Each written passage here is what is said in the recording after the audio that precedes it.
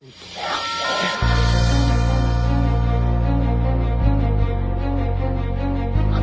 out, man. You can't handle the truth. You can't handle the truth. What do all men in power want? More power. My name is luca-zanna.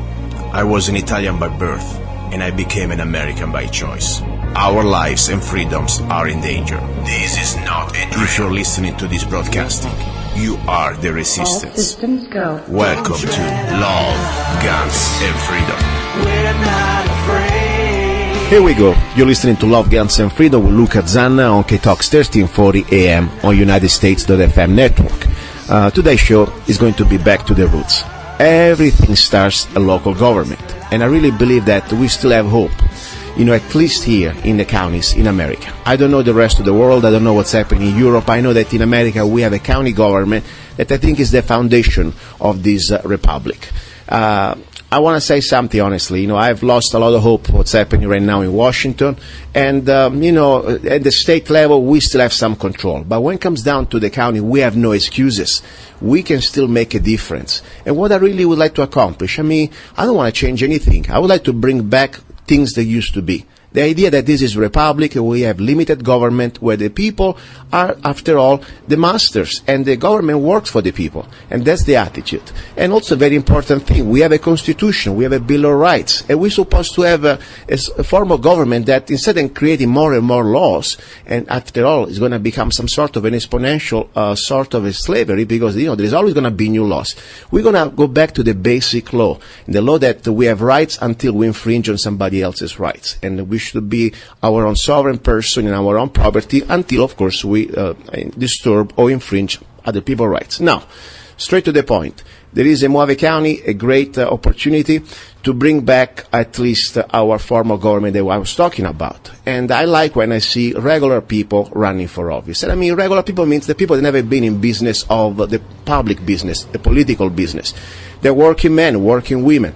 And don't get me wrong, I don't want to endorse anybody because, first of all, I'm nobody. I cannot endorse anybody. I'm just a regular guy. But more important, because my only goal here is to give you the opportunity through the show to do your own researches, to understand what's going on, and you use your brain.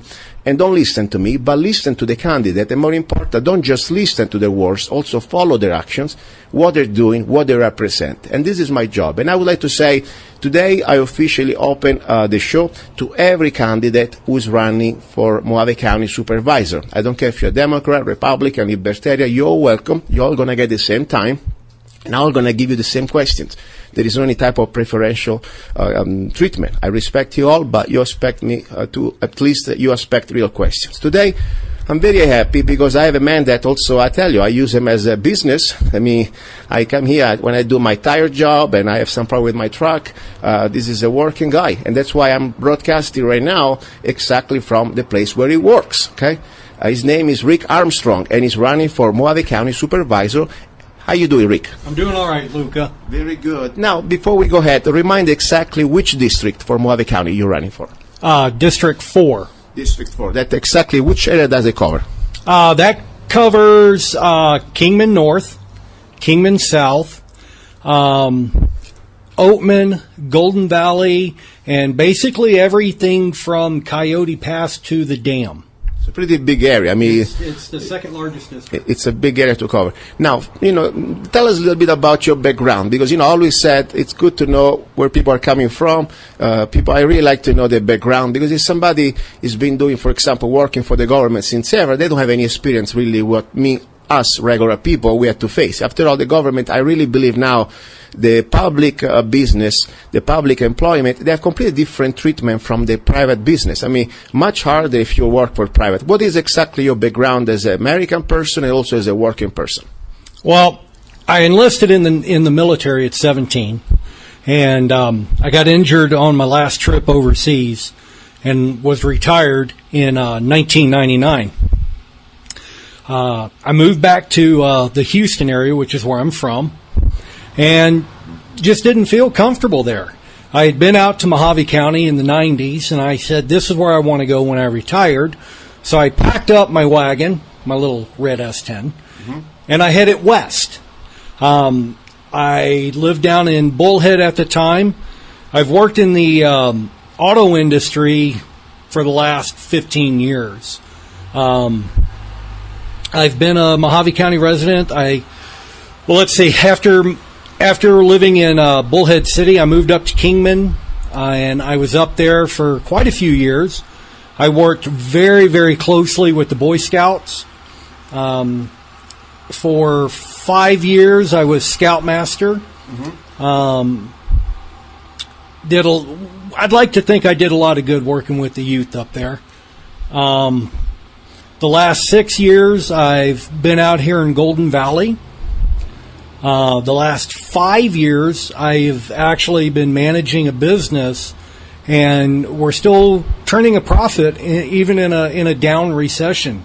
Okay, yes, very good. This is interesting because the idea is this one. I really believe that it's time that if we want to change the machine, that's why we have a machine that is broken, unfortunately, and not because it's broken, because it broke itself. Unfortunately, because we got the broken people inside. They become they used to power and corruption, and that's why they treat us like a bunch of slaves. But when we are regular people, wants to change something, we need to be part of that machine. That's why I'm happy that you're running, even of course I'm not endorsing you, but I'm really happy. I would like to have people like you more and more running, because we need to have people that pay bills, understand what it means to work for a living, and understand that we cannot have a government out of control. Now, what if you make it to become a county supervisor? What would be your priorities? Give us 5 points of your platform where people should vote for you. Well, one of the biggest things is we have to get that spending under control. The county, they're little pet projects here, they're little pet projects there. 2 of our supervisors actually sat down, went line item by line item, and were actually they could reduce the tax burden on the taxpayer, and they wouldn't have had to shifted funds, they wouldn't have had to add a sales tax or anything.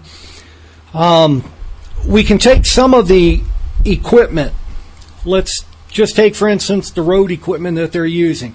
And they use it all over the county. They use it in Kingman. They use it, out here in rural Arizona. But they're turning in their equipment way, way too early. You can get several decades of use out of a properly maintained piece of equipment.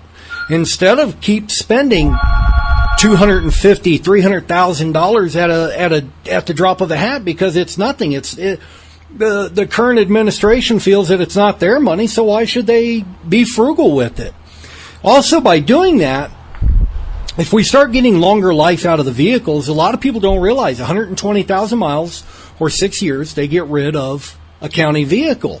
And that's just phenomenal. I mean, I work on your vehicle, Luca. I know how many miles. I mean, I used to. You got a 250,000 miles on your little truck out and there. I could afford a new car, but I still I don't want to waste the money. Call me conservative. I don't know, but I'm a regular guy. I'm working with my money. If I was working with somebody else's money, I would be even more concerned. Absolutely.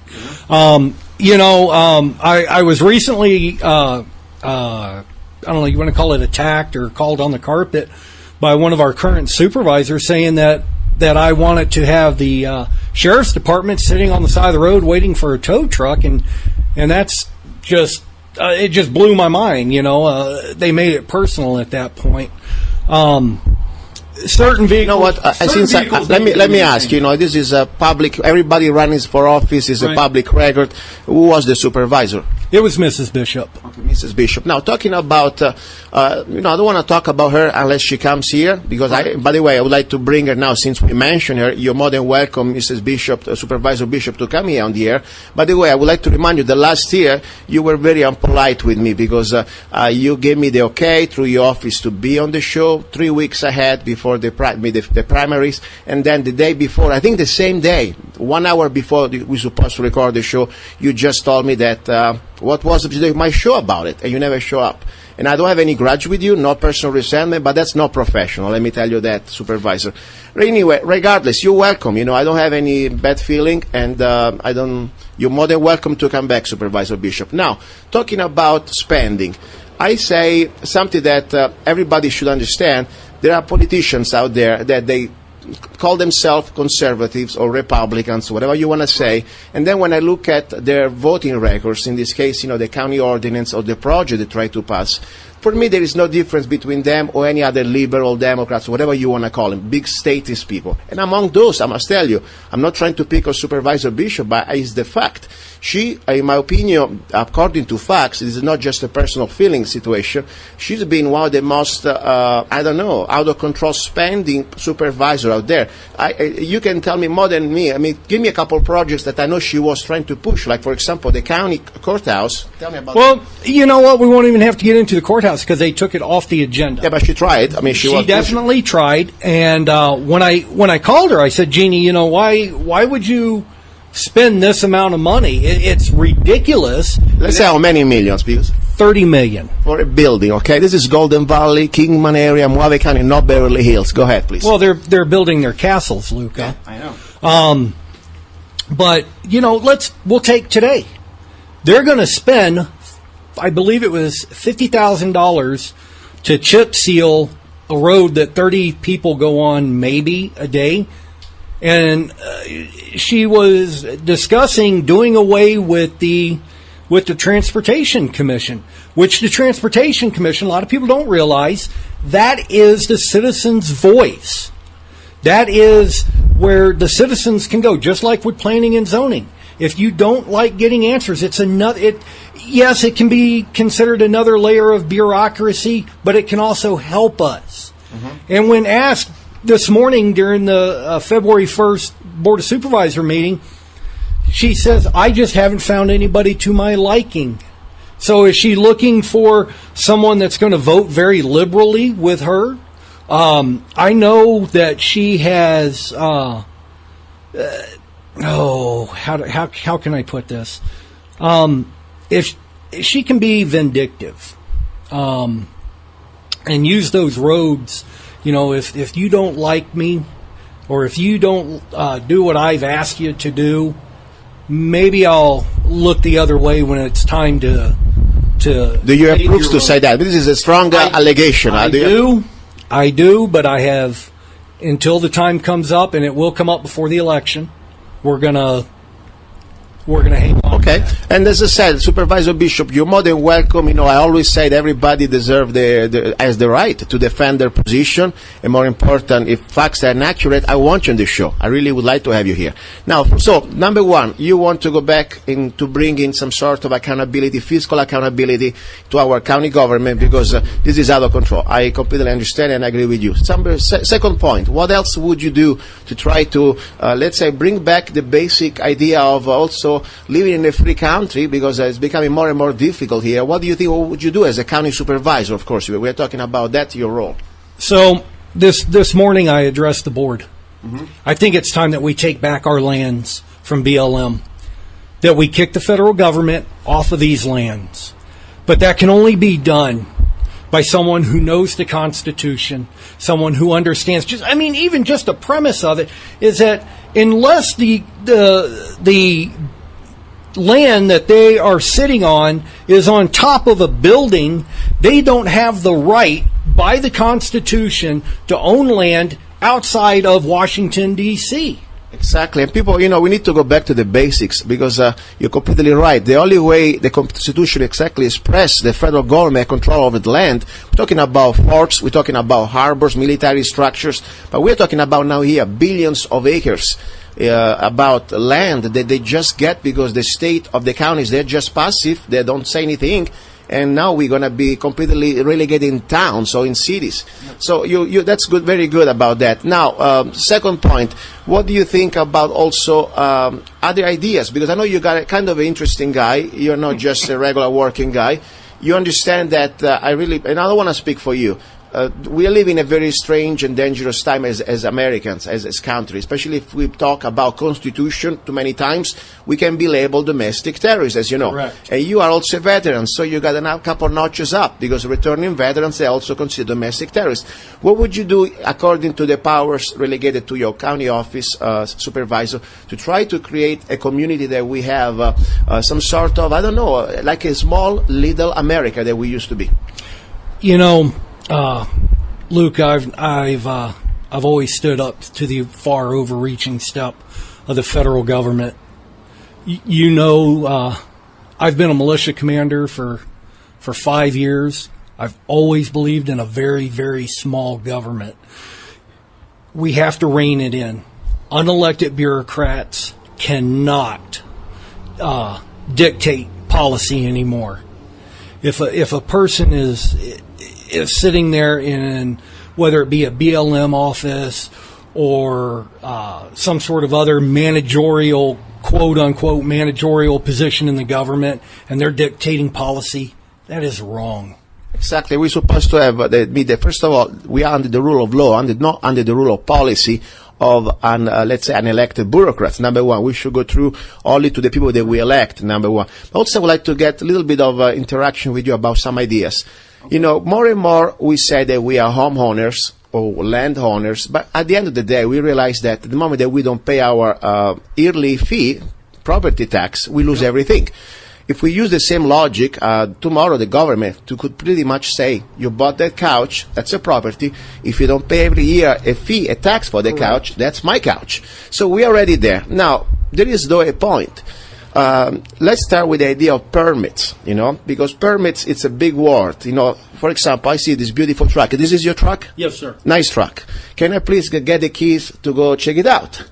For you, Luke, I would do anything. Good, but see, I'm asking for a stranger, I'm asking you a permit because it's your truck. Sure. Okay. The moment that I ask for a permit, I recognize that it's not mine; it's yours. Correct. Now we go back to our little homes. You know, we try to live. The beautiful thing about this area is very rural. It's not like New York or Los Angeles. Everybody living on top of each other. We have space.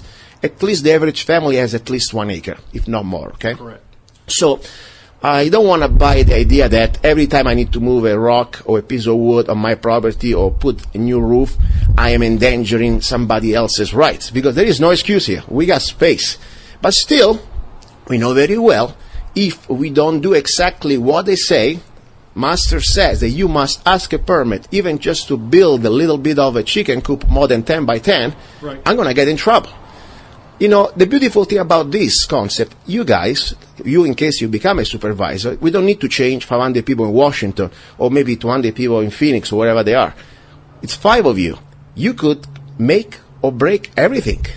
What do you think about the idea to be open, that maybe something revolutionary in a nice way, that finally if you are on the land and if you don't have, for example, let's say bank or loaners involved, so that's your land, and you don't need to say, okay, I need to justify that for a loan or for a bank. I have no more the obligation as mandate to ask for a permit unless I am infringing on somebody else's rights around my neighbor. For example, let's say there is a septic tank. I understand, because the water belongs to everybody. If I, poop in the water, we have a problem. But if I want to put a roof, why should I ask for a permit? Unless I want as option. Because when I resell the house, for example, I want to have a certificate with a stamp from the county to look good. But should there be any more something that if I don't do it, the county come with the sheriff and they put the lock in my house? What do you think about this idea?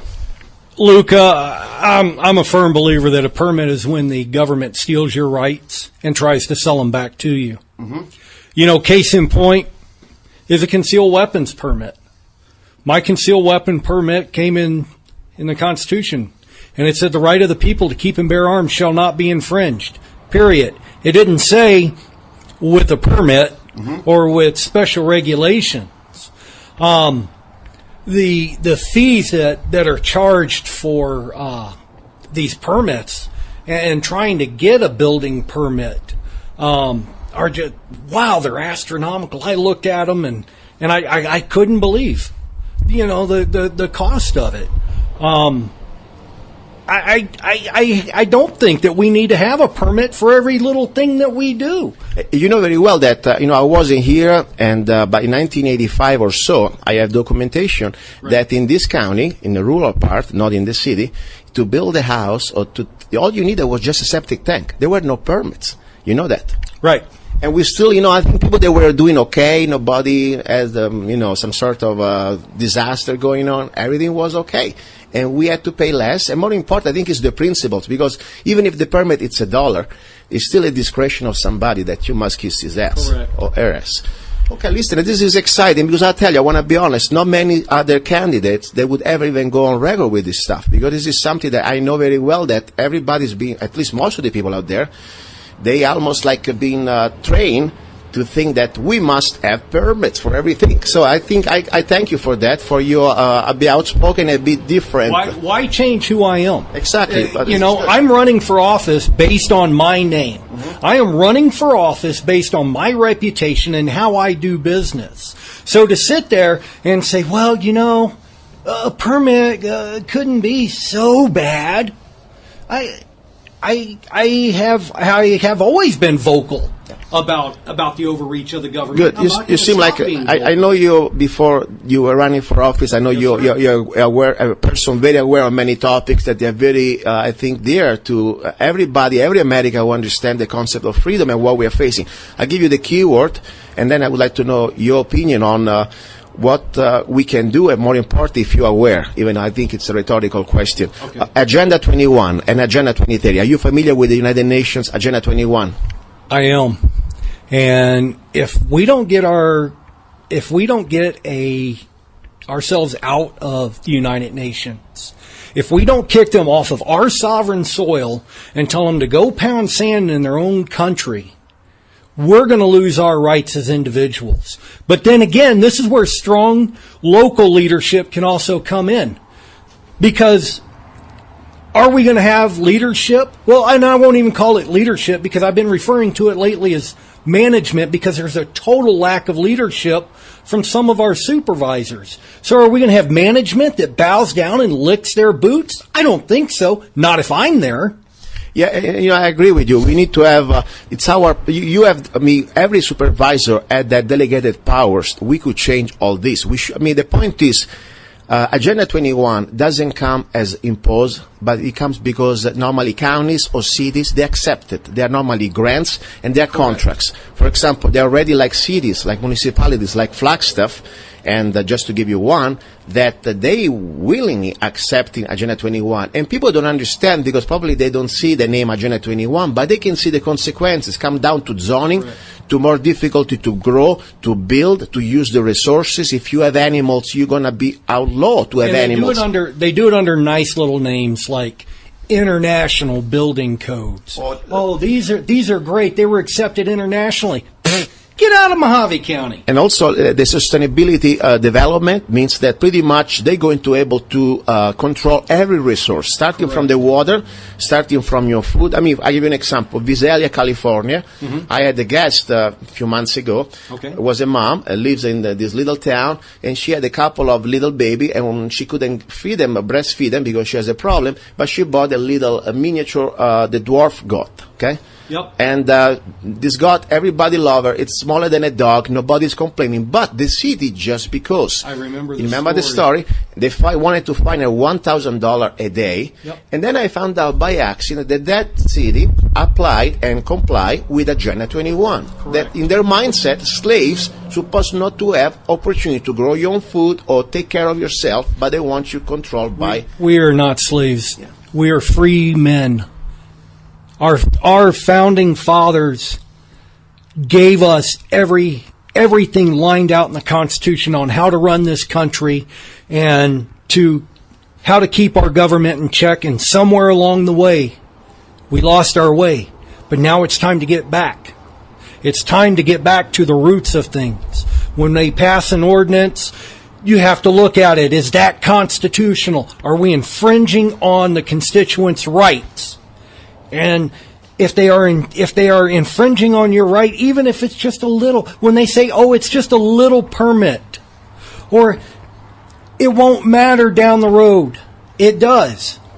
It absolutely does. Luca, you were involved with the whole T-shirt thing. Mm-hmm. Not being able to wear certain T-shirts. No, that wasn't me. That was another person, Mervyn. Mervyn. But yeah, it was all part of it. And the point, at the county level, for example, just because they say so, out of the blue, they start to tell us we have a dress code, and you need to remove your hat in front of their majesty. I mean, if they're really working for us, they should remove their hat in front of me, not the opposite. And people went to jail. You know that. I remember that. And one of the things I've always said is, number one, when we send people to Kingman and to Phoenix and to D.C., it seems that they get in there and they forget who they work for. Mm-hmm. They don't work for the federal government. They don't work for the state government. They don't work for the county government. They work for we, the people. I actually have a lot of people in my camp, and they know where I live. So, if I mess up, they're going to come knocking on my door, and I would expect you to be leading the pack with a torch. Listen, all I know that it's really important what you're doing, and that's why I say we need people like yourself, people that, first of all, understand what we are facing, and more important, we need not professional politicians, that they are ready to take their time and to try to be part of this machine to fix. I really think we have hope. Seriously, this is the first time I'm saying that. I think we had hope even a few years ago when we had the new change after the Supervisor Sockwell left. Right. We had, at least with Hildy Andrews and also, with Moss, a new blood. And I like the fact that we have 5 people.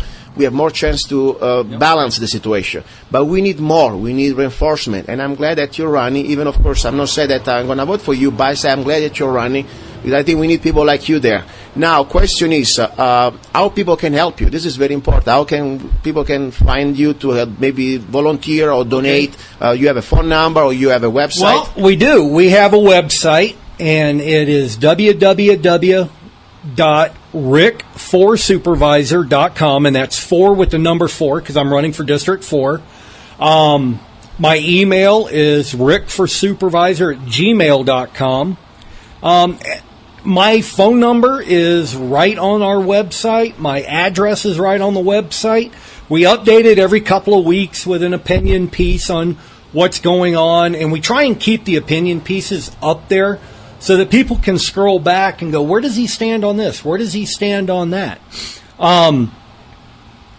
Anybody that wants to volunteer, please step up. We're going against the machine. We have had a lot of contributions. We have a GoFundMe account, and it's Rick for Supervisor. We also have a Twitter account with the same Rick for Supervisor. I will post all your information on lovegunsfreedom.com on the homepage and also on today's show. So for the listeners, in case you don't find it, go to lovegunsfreedom.com. I will post the link to his website and everything else. So I really hope this is important. I tell you, we talk here in the show about freedom. We talk about bringing back our rights. And I really tell you, there is no other place like a county level, local government, we have that chance. We don't need to have millions of dollars of donations, or we don't need to have so many people to change like in Washington. We need just a few good men or women, and honestly, it's not even about the money anymore. It's about our time. All we can do, do our little part. Instead of spending 1 hour at Starbucks looking at the stars, come out and pick your candidate and try to make the changes that we can really do. I really believe it's possible. And then what I said, I say priceless, like the MasterCard advertisement. Right. I mean, I don't want to go into details, but it would be some priceless moment when I would see the face of some of these, I would not call it good old boys, or good old girls, whatever they are. They've been in public business for 10 years, 15 years, and they become their profession. That's wrong. I don't care who you are. That's wrong. Go get a real job, because after all, we are paying for you, and these people, they live in another reality. So I tell you, I would like to see some great changes, and to have regular people like you, and then at that point have the MasterCard moment, priceless moment to see their faces when we're going to kick them out and go back to their life, and they need to leave us alone for a moment. Yes, and we do need to kick them out. And people need to remember that it does start at the local level.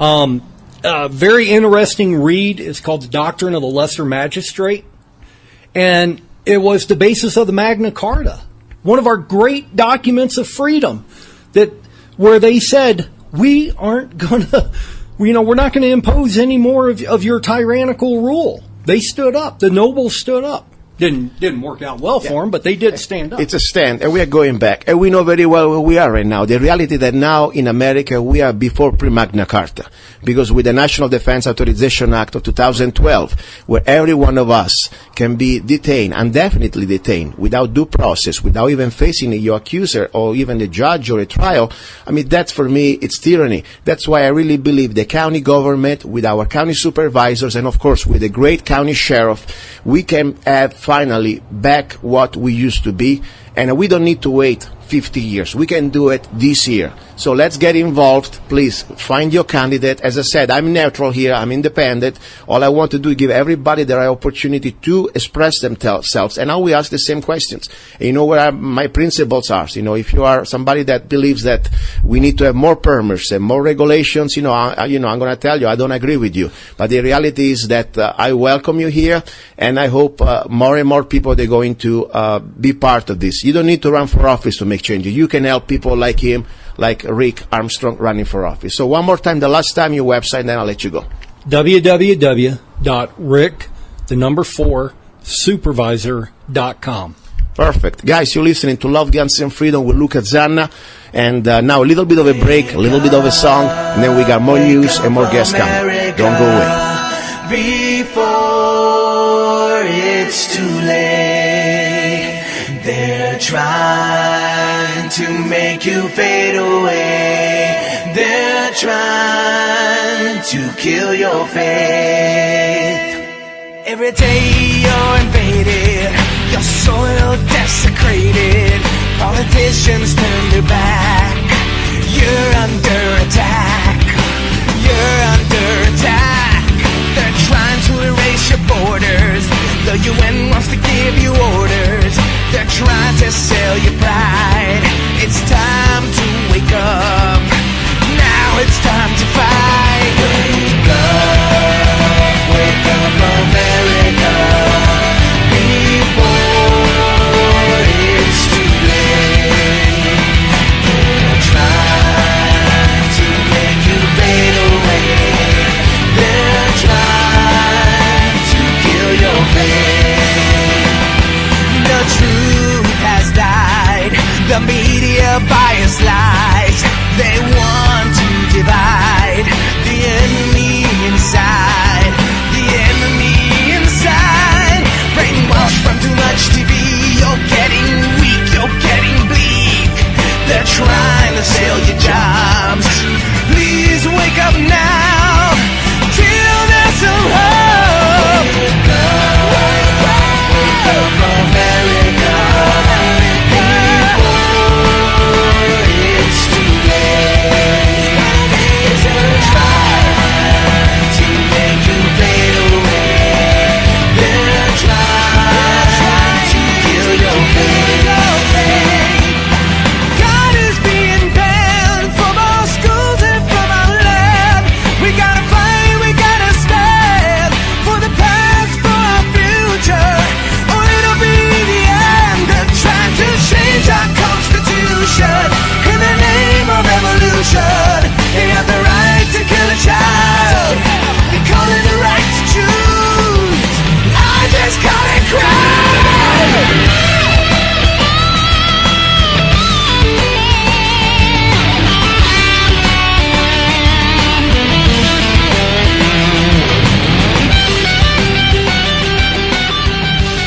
Okay, and we are back on the air. You're listening to Love, Guns, and Freedom with Luca-Zanna. This is the first hour. We had a great show, great interview with Rick Armstrong. As I said before, the first hour is about going back to the roots, understanding how we can defeat global government, how can we defeat tyranny, how can we bring back our republic. Now, back to this. I want to also have a phone connection right now with my friend Ken Rhodes, who's been witnessing what happened and what's happening in Oregon the last month. And he also was a close friend to lavoy-finicum. He's been there with him. And for me, Ken is a very important person because, I hear a lot of things through the media, through other sources, but I know Ken in person. I was with him exactly more than 1 year ago at the Bundy standoff in Bunkersville. I trust Ken. Okay, and that's the point. Now, I know Ken also went there to see just yesterday. Of course, when you listen to the show, it's going to be a couple of days ago.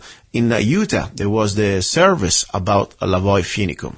Now, very important for the listeners. I don't care where you stand on the issue, on the BLM, and of course, if we agree or not, how Ammon Bundy and of course the other peaceful revolters, because anyway, for me, we're peaceful people. They didn't do anything violent, but regardless, how they did it was wrong or not, that's not even the point. The focus that I would like to focus now here is that we have a man that he has no previous any type of criminal record. That's a fact. Mr. lavoy-finicum, he didn't have any type of record. He wasn't a felon. He wasn't even a misdemeanor. Like what I know, he was a very regular guy, more than the average guy. Family man, working guy, who has no record, and even if he committed a crime, that of course everybody deserves to due process, so we're all innocent until proven guilty. That's a fact. It wasn't a violent crime. He didn't kill anybody. He didn't, violate anybody or sex assault anybody. He was just occupying peacefully this refuge or whatever you want to call it. I mean, look what happened in Baltimore. I mean, they were burning and Miami and destroying everything, and people didn't go to jail, and the mayor wanted to give him space. Okay, so now the focus is supposed to be a man, for me, executed, cold blood, in the middle of the highway. If I didn't know better, for me that could be just some hijackers or some sort of criminals, terrorists, that they try to stop you and they kill you. And as I said, let's focus on that. The video shows very well. You don't need to be, some sort of X-Files forensic expert. You can see that video, that I'll still have it on lovegunsfreedom.com. You can check it out. This man is getting out of the car and he got hit. He got killed. He got murdered. Okay, while he was raising his hands. And when people want to say, but he was reaching for his gun, I got news for you. He got hit the moment he got out of the car. If you got hit in your belly or in your stomach, yes, your hand for a moment go down. Your hands go down. But anyway, let me stop babbling here and ranting. Let me get my friend Ken. Ken Rhodes, are you there? Yes, I'm here, Luke. How you doing? I'm okay, Ken. Please give us some updates. I know that you've been driving and going all over there between Oregon and Utah. First of all, what happened exactly yesterday in Utah, and where? And what happened at the funeral of lavoy-finicum? Well, actually, Luke, we had a very good turnout. I'm saying, just guessing, looking to cars, probably 3,000 people. Wow. That showed up there, and it could be up to 4,000. There's a lot of cars, and it's actually a great day for the freedom fighters. Even though Lavoy died for what he believed in, and he knew that he could die for what he believed in, but it didn't give me a right just to murder him. When he stepped out of his truck, and he took the shot in the side, and he had his hands in the air. And I went out there and I stood in basically the same snow that at first they said he came charging after him. Mm-hmm. Well, if you're in 3 foot of snow up to your knees, you're not charging after anybody. You're wobbly trying to walk through it. When they shot him in the side, and I think that was all set up, his hand come down and went to his side where he got shot. Then the guy behind him just opened fire and murdered him in cold blood. Exactly. So anybody wants to say, he come charging after him, and there's a guy named Mark McDonald, I believe was his name, that led him into that ambush, and I talked to him afterwards, and he tried to tell me an ambush is where they kill everybody. It wasn't an ambush, and he got mad because I asked a question about the ambush. So he gave me his narrative of what happened, but he said he seen it all. Well, he didn't see it all. He was a mile behind them. But when it came out, then the federal government put out their grainy video showing that he had a gun, he was going for a gun, he had a 9mm. That's all a lie. Are you still there, Luca? Yeah, I'm here. I'm listening, and I agree with you. Listen, go ahead, continue. Okay, my phone was ringing through. I didn't know if I had lost you or not, because I'm on the road right now. But anyway, to come to find out, yes, this guy was 99.9% was working with the federal government to lead them into an ambush. They had no militia behind them, and I don't understand that when they had Almond Bundy, Ryan Bundy. They had the little 18-year-old girl. They had another lady in the car. Then they had Ryan Payne, and then they had Finicum in the truck. And they started. The minute they pulled him over, they shot 2 bullets into the back of the truck. I went and seen the little girl last night. I got to talk to her a little bit. They shot 2 bullets, and she said that when he pulled over, they were just pounding that truck with bullets. So he got out, and I think my theory, he got out to draw the fire away from the truck, and then they assassinated him. But she said they kept firing on the truck even after they killed him. Wow! So I think they were meant to kill everybody in that truck that day. I believe so too. I tell you, you can see in the video, even if video is not good quality, but I tell you, you can see the bullets pounding the right side of the truck before even Lavoy gets out. And that's very important. Right. I mean, you shooting at people in the truck that they're not returning fire. Okay, this is unbelievable. This is amazing. This is disgusting. That's my point. You know, listener, I tell you, I don't care really if we agree or not on the, grazing rights, on the BLM, on the federal government. This is not about anymore this. This is about to have a due process and not have some sort of cold-blood murderers going around that they think just because they have a badge, they can shoot us cold blood. That tomorrow could happen to any one of us. That's my point. And I'm telling you, when you see that video, it's disgusting. It's disgusting. You know what? Not what they did, but that the media, and more important, the American people, they just say, okay, so what? I mean, this is something we should talk every day, seriously, till we don't find justice. Absolutely. And Luca, you know they were going over to meet with the sheriff. If you listen to video, I don't know. You had to listen to the young girl. Yes. He was saying, I'm going to the next county to see the sheriff. I'm going to tell you what they were doing. They had a constitutional sheriff over there. They had 700-something pages showing where the BLM had run over the Hellmans, and not just the Hellmans, but many, many other ranchers around there. And they was going to have a grand jury set up on the common law. Yes. And I think that had a lot to do with it, because there was other ranchers that was going to fire the BLM also was going to be there and sign the papers that they was firing the BLM or the wildlife and game, whatever, In other words, they's firing them from their contracts. Just like the guy, I call him Cowboy, a guy from New Mexico. He came up there and he signed the paper. He fired him. I just talked to him last night. He said at first it took him about 3 days to get over, Finicum's death. He said then after that, he said, now I'm ready to fight them because they don't care who they kill. And most Americans don't realize until they come knocking on your door. Exactly. So every American better wake up to what's being done to. Exactly. And let me tell you, Ken, as I said, I don't even want to focus anymore on things that we can have probably, differences of opinion with the rest of the world about what they did occupying that building. Because I tell you, I have my own concerns too. I don't think that was a smart thing to do. But now I think what we should really focus is to show to the world that in America now, just because you have a disagreement or you're trying to share information that can be dangerous to this tyrannical government, because that's what he was doing. I believe that's very important what you said. They were trying to reach out to the next county, the sheriff of the next county, and the people. They were ready to listen and to try to learn exactly what the Constitution says about where the BLM or where the federal government can have access, can have somehow jurisdiction according to the Constitution in the rest of these United States. It's supposed to be just in specific parts, in these harbors, in these military forts, not everywhere owning or controlling billions of land.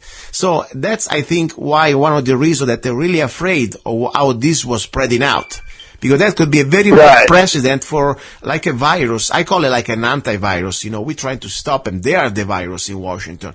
But I tell you, for me now, I would like to say to every American, every human being, I don't care where you're from, if you believe that a man or more than one man. We are here, people in the car. They were driving. You can see the bullets. Thank God I can see that what was the type of caliber that I think they were shooting at this car was just a 5.56. And when I say just, don't get me wrong, can kill you, of course. But when you start to shoot a 5.56 or 223 on hard surface, like there was a big truck, okay? It wasn't just a regular car.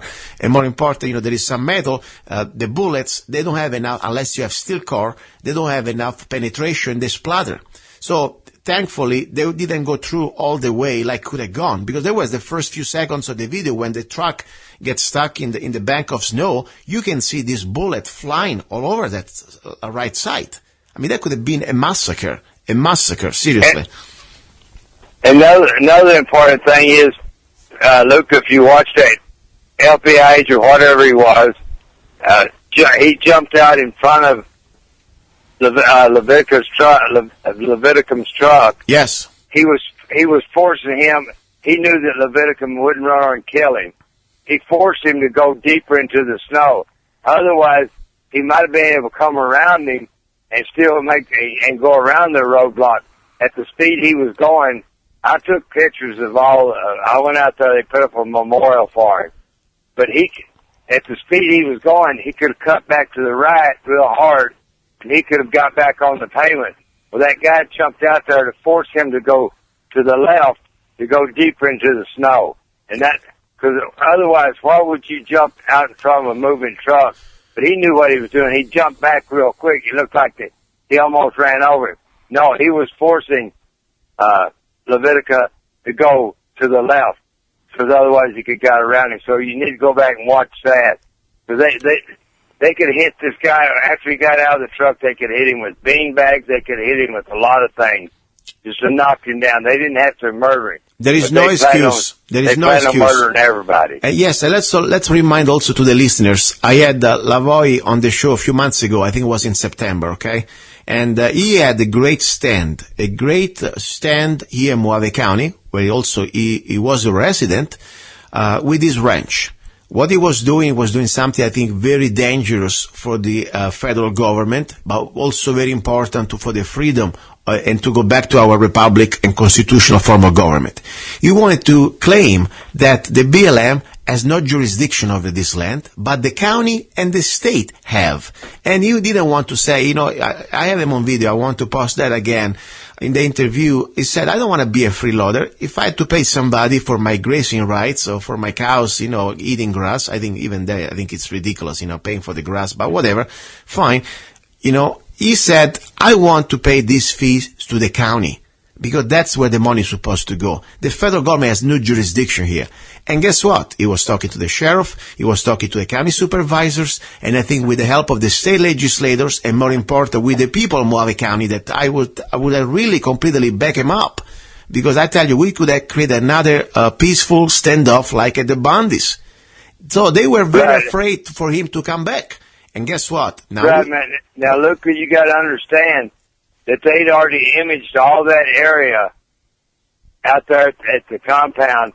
In the most things that people are mentioning, and those were in the papers where they imaged all the minerals and what kind of minerals was in that ground. Exactly. I think that's what they're going after on all these ranchers. It's not the grass they're going after. It's the minerals that's under the ground that they're going after. Exactly, and they have the excuse. Sorry. And you said, and Luca, you said that it was kind of crazy. What I call what they did civil disobedience. Exactly. Yeah. No, I wouldn't have done it because I'm 72 years old. But if I'd have been 40, I might have done the same thing that they done. They done civil disobedience, and I think they had a right to do that. But the federal government was going, with their heavy hands, going to show you don't have no right. We're going to murder him out here, and let all the other ranchers see it.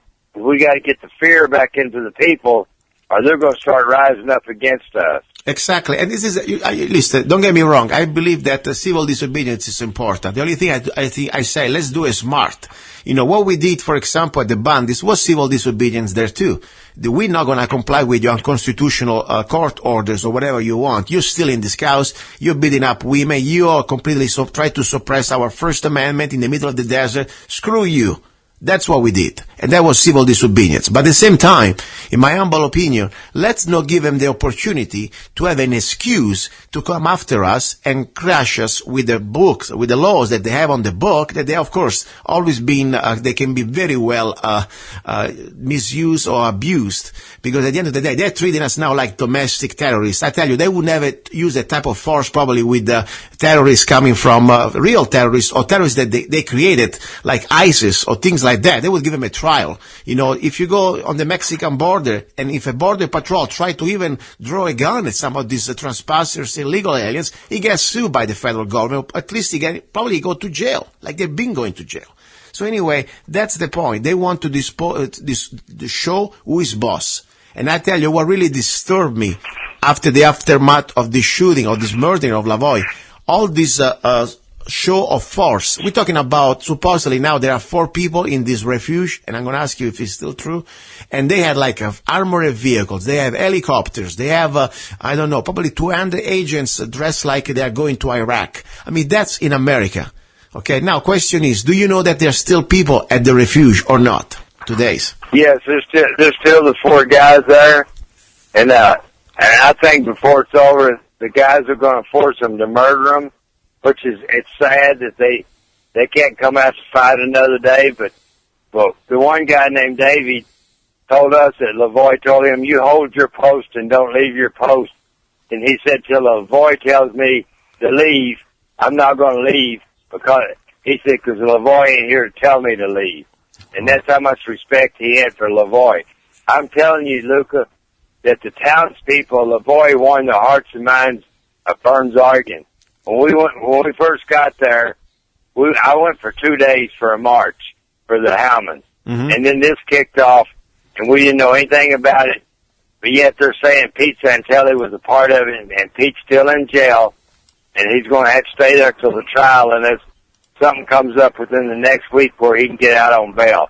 What they're doing to Pete on the First Amendment, all the newscasters better get behind what Pete, because Pete just, all he was doing was live streaming it, and where the news, they twist it and everything else. They don't live stream, they put it out, they twist it, but they better start figuring out if they don't stand behind Pete Santelli, they're going to come after all of our news next. We have to do now, we have to see what's going on, because I tell you, it's disturbing for me the fact that they're using now this law. They're using some sort of a terroristic laws. These are laws that belong almost to the Civil War, okay? I mean, the intensity, you cannot even get out with bail. I mean, just because I read, not talking about Pete, we agree or not with him, it doesn't matter. But just what I read, the judge said, okay, I would have released him out of jail, but because the guy, I know that he has guns, registered or unregistered, then I cannot release them. Like now, to have a Second Amendment, it's a right, it's a crime, okay? I mean, seriously, this is like now completely arbitrary discretion. And so for all these people, none of them, at least most of them, I guess, I'm talking for people like, even Ammon Bandy, I don't think he has any criminal record. And I tell you, he didn't kill anybody, he didn't violented anybody, he didn't touch anybody. I mean, seriously, and to treat him like now is worse than Marilyn Manson. I mean, this is about, Charles Manson, excuse me. Anyway, now listen, we almost out. I want to ask you one more thing. What do you think about, I heard the news that probably they're just internet rumors, that there are drones flying all over the refuge, and maybe among these FBI or agents there are some mercenaries. Did you hear anything about it? You know what, I've heard the mercenary story, and I don't doubt that they're not foreign, like Blackwater there. I have no doubt, because one night the 3%ers went around, they counted like 200 new vehicles coming in right before that happened. Wow. With no government license plates or nothing, but the windows all blacked out, and there's like 200 of them came in. So I don't have no doubt that they might be foreign, like Blackwater down there. Matter of fact, I think they probably did. Because, this was just a crime against the American people, and the American people, they don't have much time to wake up and start figuring it out. I mean, 200 vehicles for 4 people that they are there, and probably they're just regular folks. Seriously, that's really to try to put fear into the American people. That's remember when Obama was talking about, I want to create a civilian force that is as strong and powerful, I'm just trying to paraphrase it, as the military that we have. Do you remember that before the elections? Oh, I remember it very well. He said we need a domestic army as big as and as good as our military. Exactly. And inside of American borders, what do we need that for? He was telling us what he was planning on doing. And now we have He's it. He's done a very good job of it also, Luca. Now we have it. Now we are living really like in a police state. And you can see now, we have no even any more access to due process. People can disappear legally under the National Defense Authorization Act 2012, the clause of indefinite detention. No due process, no access to judge or jury. They can just execute you. They can kill you according to the law. And that's what I really believe could happen. I think what happened to Lavoy. They have now also in their brain the legality to do that. Because after all, that's exactly what the National Defense Authorization Act says. The president can order assassination of American citizens, not just overseas, but also here. So that's where we are living. That's why I say, regardless, people, what you believe about if Lavoy or Amon Bandi, what they did was right or wrong about occupying their refuge, that's not even anymore the issue for me. The issue is now that are we living in a free country where we have at least still a due process, and we don't deserve to be assassinated cold blood by executioner. But we deserve at least to have an access to jury. And more important, hey, if I raise my hands and I'm not trying to kill you and I'm trying to surrender, you don't shoot me. I don't care who you are. I don't care where you're from. Nobody deserves that. That's the bottom line. Ken, I really thank you for all your time that you dedicate for your activism. And I want to say a prayer for Lavoy and a prayer for all the people like you that you're out there. Try to document what's going on and tell us what's going on. Thank you, Ken. Thank you, Luca. Thank you. Listening, guys, Okay, we are talking now we're going for the second hour. You're listening to Love, Guns, and Freedom with luca-zanna, and I really thank you for listening. Seriously, this is not an issue about, as I said, left, Republican, Democrats, or who's right, who's wrong. It's about basic things. We are human beings. And I rarely tell you, if you believe that now the government or people acting as the government has the type of right to take our life while we're trying to surrender, and that's the bottom line right now. Seriously, that's the focus should be.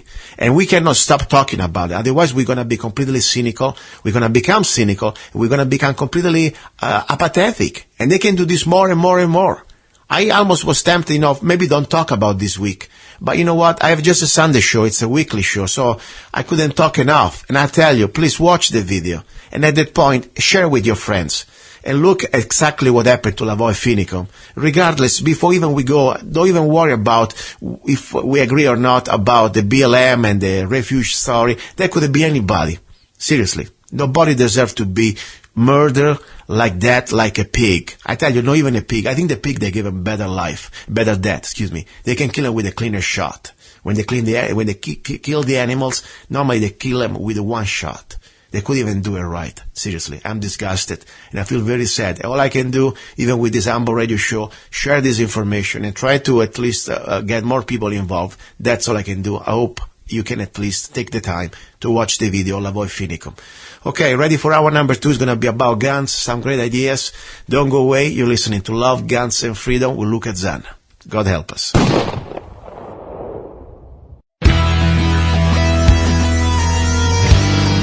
You're listening to Love, Guns, and Freedom with luca-zanna on United States.FM network. Here we go, guys. Welcome to the second hour. You're listening to Love, Guns, and Freedom with luca-zanna. Sorry if I feel like sound like I'm drinking, because I am. I know. Guns and alcohol do not mix, but that's fine, because right now I'm not drinking wine. Even I'm talking about guns. I'm drinking coffee. Okay, my espresso. Now, this hour today, normally I bring you guests, and that's fine. Once in a while I need a break. Just like to have a little bit of direct conversation with you, my listeners. because I realized that, I love, by the way, bringing guests, because there is always something new that I learn. And that's the idea.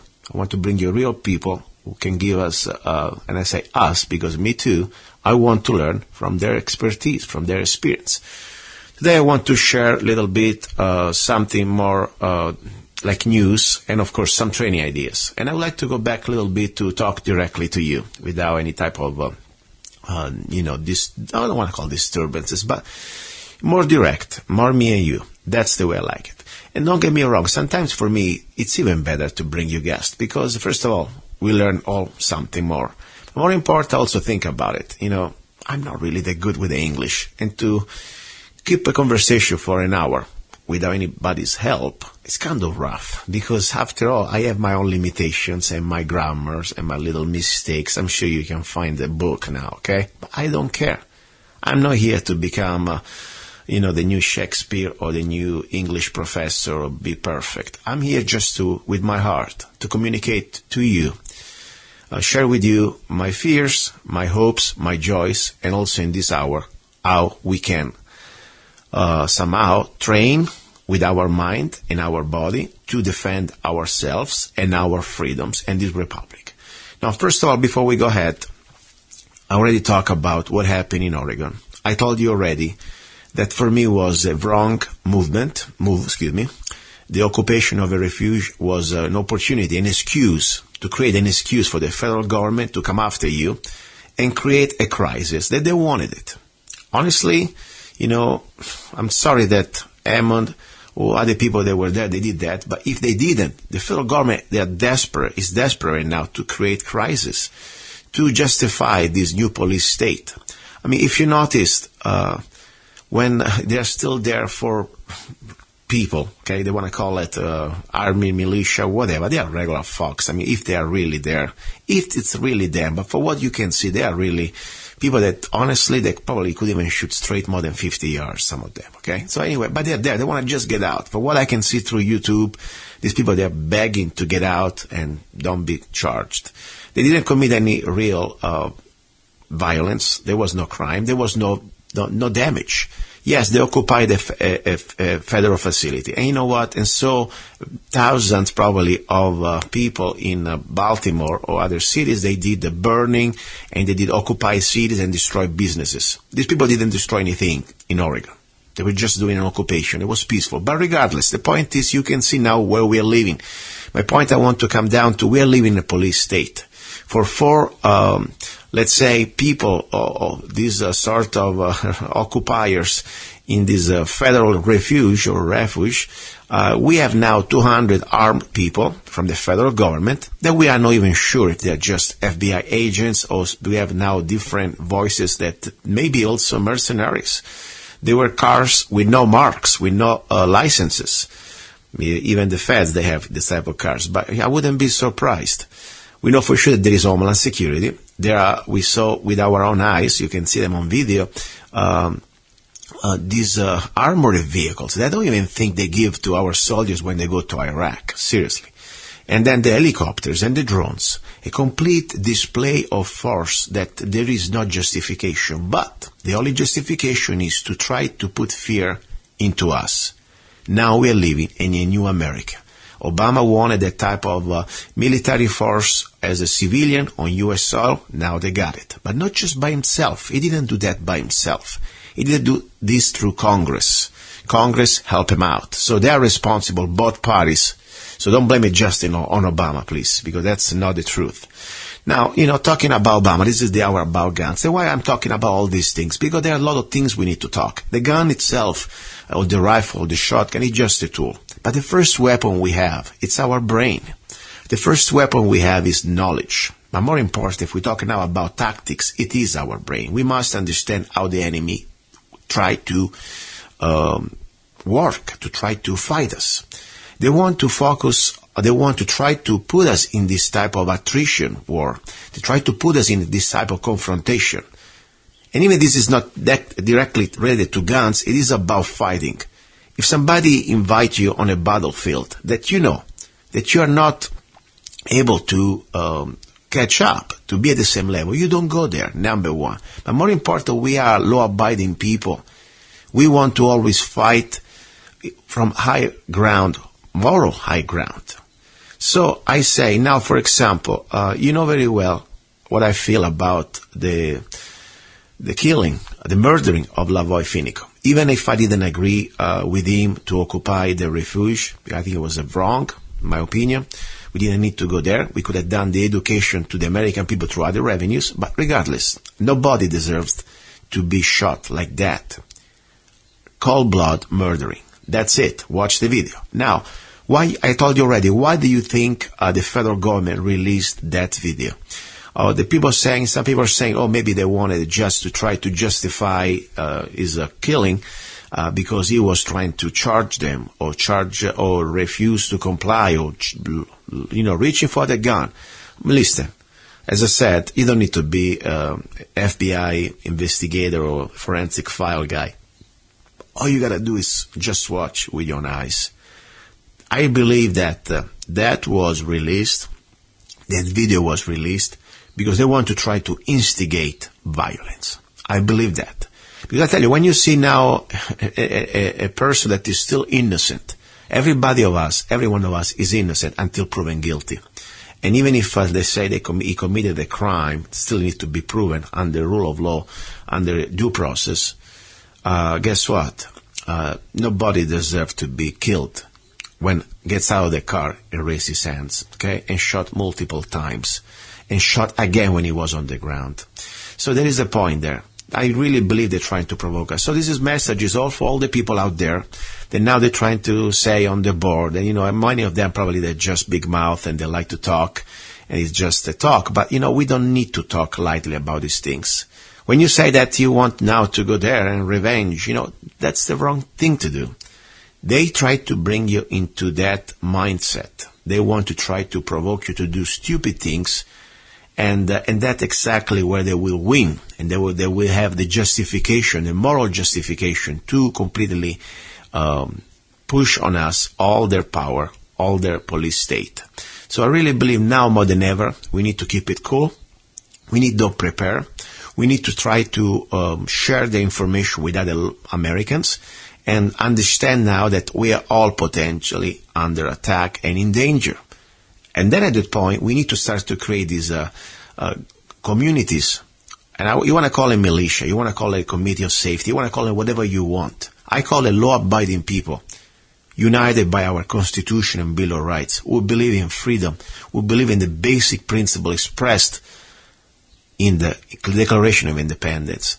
And of course, we believe in our Bill of Rights, as I said, and we unite together, regardless the race, regardless the age and political party affiliations. I don't care. We believe that every one of us deserve freedom. Every one of us deserve some basic rights that we have enumerated in the Bill of Rights. So remember, the Bill of Rights doesn't give us any rights. They just enumerate it. So at that point, we need to unite and prepare. Why?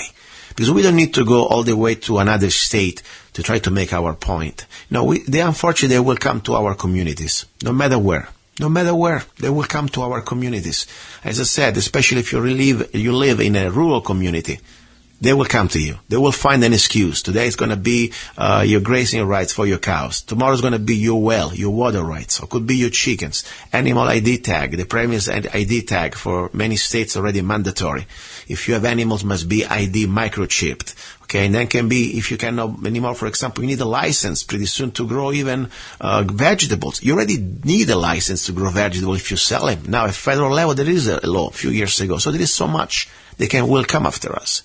And how can we defend ourselves? First of all, understand the Constitution, understand our rights, try to educate our elected representatives at local and state level. That's why it's so important to have county supervisors who understand what we are facing, because they can somehow do their duty and can start to create a wall between the federal infringement of these surpluses in our communities. And then, of course, the county sheriff, it's a vital part of this equation.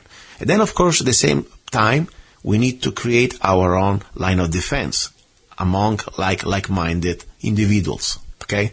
So start in the family, your neighborhood, and you keep going. Okay? Small groups, united together, ready to help each other. That's what it's come about. Now, people say, this is the hour about guns. You're talking about all the other stuff. Guess what? At the end of the day, as I said, the gun is a tool. I can somehow bore you and talk about the latest guns from the SHOT Show or whatever. Who cares? Seriously. There are many other shows that can do that. For me, the gun is not something that I need to do like a fashion. Like, I got my brand new gun. No, all I need at the end of the day is a rifle. Okay? And one gun. I have 2 hands and 2 arms. Yeah, I like to have them all, but it's not about that. The gun is the tool. It's not the end. The tool to keep somehow that line in the sand that we know the moment they will come and they'll try to do evil things to you, like, for example, killing you. I don't want to kill anybody. I'm a very peaceful person. But somebody trying to harm me, try to kill me, I have the right to defend myself. And so I have the right to defend the innocent people out there. So that's enough. Now, talking about a little bit of news before we go ahead. Okay? Obama excuses Muslim majority for sins of few, but he won't extend same courtesy to gun owners. Okay, we know that the scum, and when I'm talking about the scum, I'm talking about the man acting as a president, Mr. Barack Hussein Obama, the Marxist Muslim scum. And I don't care if you're irritated or if you are offended. I don't care. Just change channel. Seriously. Anyway, February the 2nd, he visited the Islamic Society of Baltimore, and President Obama excused the Muslim majority for the sins of a few, but he refuses to extend the same courtesy to law-abiding gun owners in America. This is directly from, Fox News and from Breitbart article. A quote from Obama, and as he looked at Muslims gathered in a mosque and said, here we go, he's talking. As Muslim Americans, your entire community so often is targeted or blamed for the violent acts of very few. So this scumbag, such an hypocritical piece of trash, he didn't say the same things when, for example, we had very few cases among 300 million people, probably, 100 million gun owners, like in Sandy Hook, one person, or Santa Barbara attack. Of course, Sandy Hook, I think it was a fraud anyway. The Aurora Movie Theater attack, July the 20th, 2012. And then the Santa Barbara attack, May 23rd, 2014. And the San Bernardino attack, December the 2nd, 2015. These are talking about very few. But, at the same time, when it comes down to gun owners or crimes related to guns, even many of them probably they are false flags anyway, he want to generalize and punish all of us. So, that to show, and this is, guys, think about it. We have few and handful of cases of gun crimes, and because of these actions, of course they are very bad, okay, they must be punished. But he wants instead, Obama, and of course most of the politicians in this case, both parties, but Democrats most, they want to create this gun more control for more than 140 million gun owners. So that shows you how this is wrong, this is hypocritical, this is wrong in every way. So if a Muslim does something bad, of course, we don't want to punish the rest of them. Even in my opinion, their book, you got to read their book, I already said, and if the Muslim does something violent, like that, it's just normal, because that's what their book says. And many other Muslims, maybe, they're decent people, don't get me wrong, but maybe they're not really good Muslims. I already talked about that. So, but that's just to show you the mindset of who we have. And this is the complete state of brainwashing, because people should really tell them off, okay? You don't need to be a party member. I don't care if you're Democrat or Republican. When you use your logic, you say, what are you talking about? You're an hypocrite. Anyway.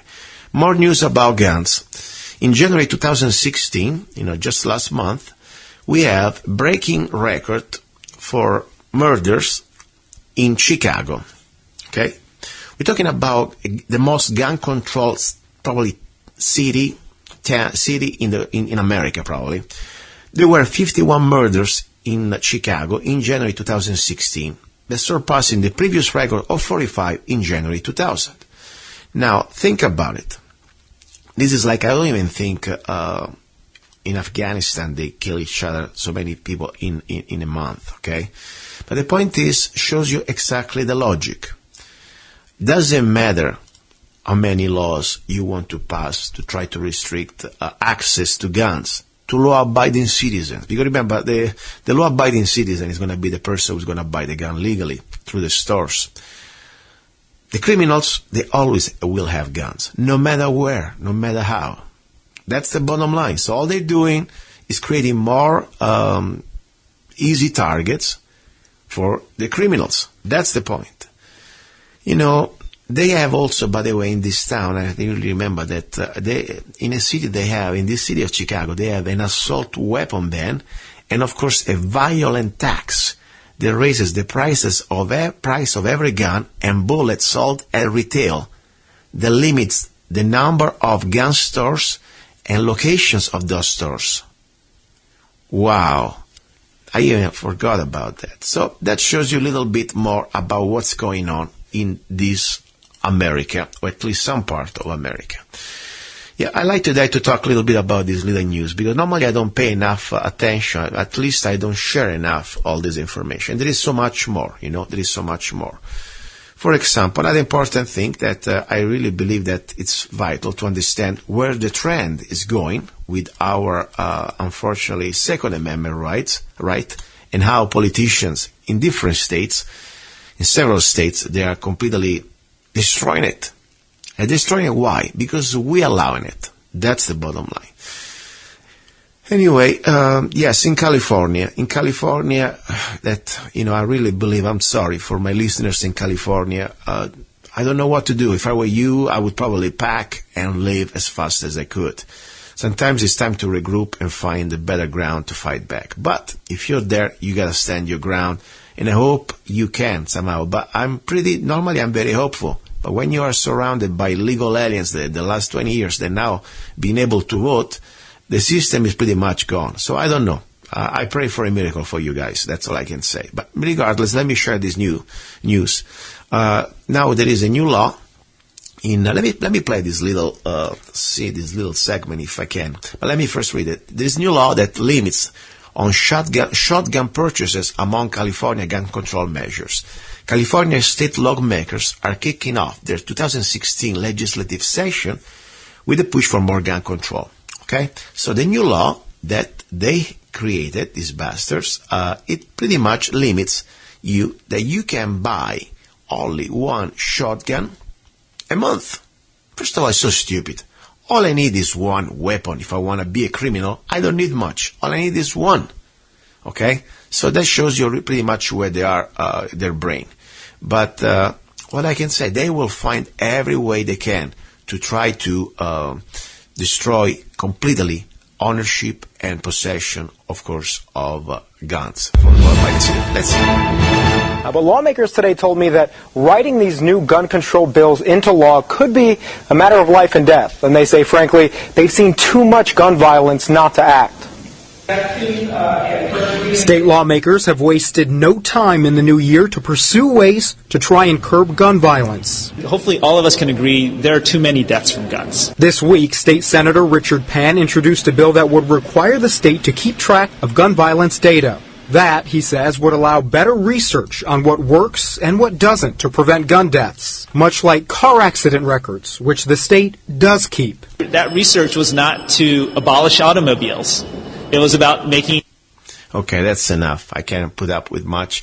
I mean, think about it. Think about it, what we're just hearing. They always start, we all agree that gun crimes, okay, there are too many. First of all, speak for yourself. They're always saying, we all, like Obama, we all agree that we must have reasonable this or reasonable that. Anyway, the point is, we all agree that in California, the politicians, they're a bunch of Marxists, and all they want to do, they want to destroy every type of right in the American people to completely stand up against their tyranny. Because they're coming, of course, already for their guns. Now you already know that they can pretty much force to vaccinate your children, pretty soon even you, without your consent. And they can force you to do things that now you think you may be laughing, but not anymore. You cannot even drink any more raw milk if you want to.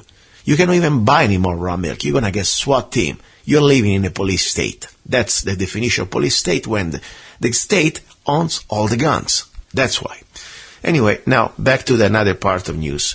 The hypocrisy. You can see how much effort from our federal government, especially from Obama administration and Democrats. They want to disarm us.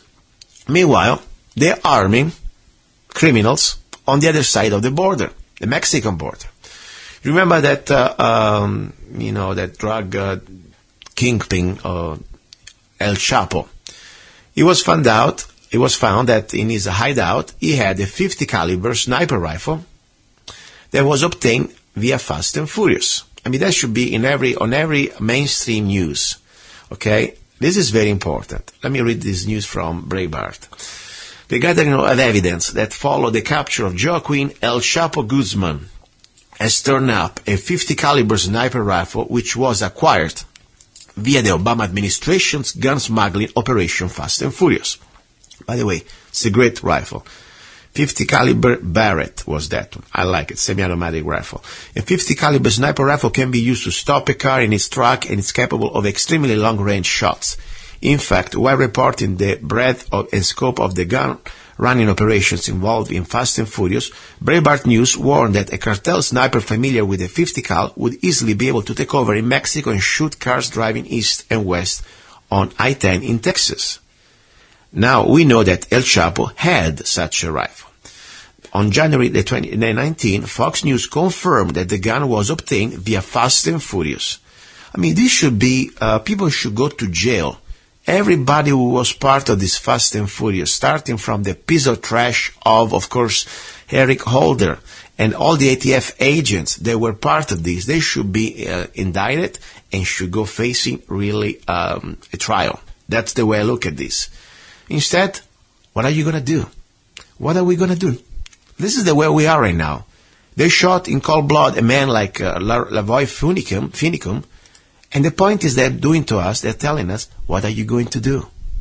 That's what we are. It's on the open. Look, we have a person like Hillary Clinton that can pretty much break all federal laws and lie under oath and completely put in danger very sensitive operations and national security and lying and emails and everything else you can imagine. And she's still out there running for president. And what are you going to do? Don't you realize that we are pretty much right now, the tyranny, it is in our face. It is on the open. That's all I'm saying. And I don't want you to go crazy and start to say, okay, now I'm going to do, some sort of a crazy thing. No.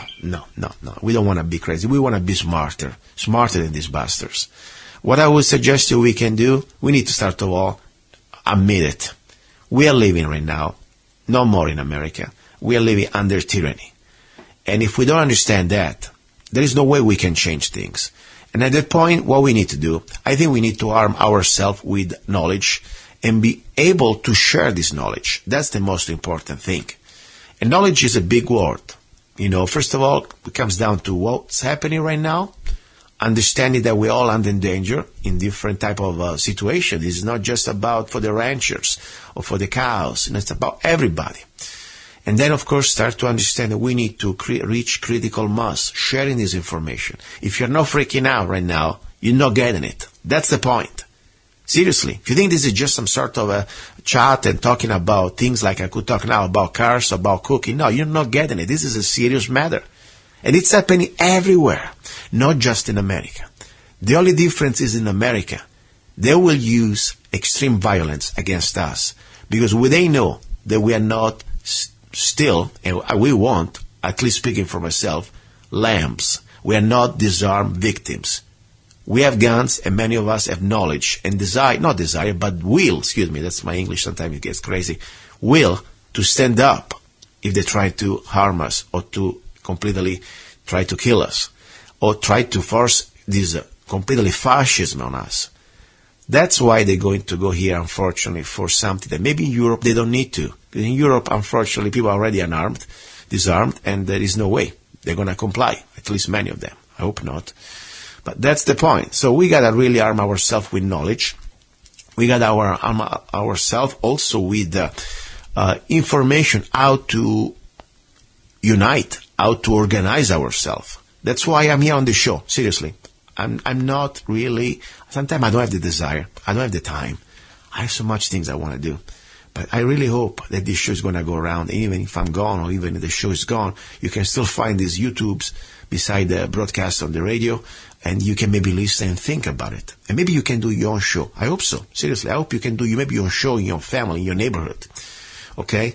So anyway, that's the point. Now, a little bit of more information. Just to show you what type of tyranny we are facing.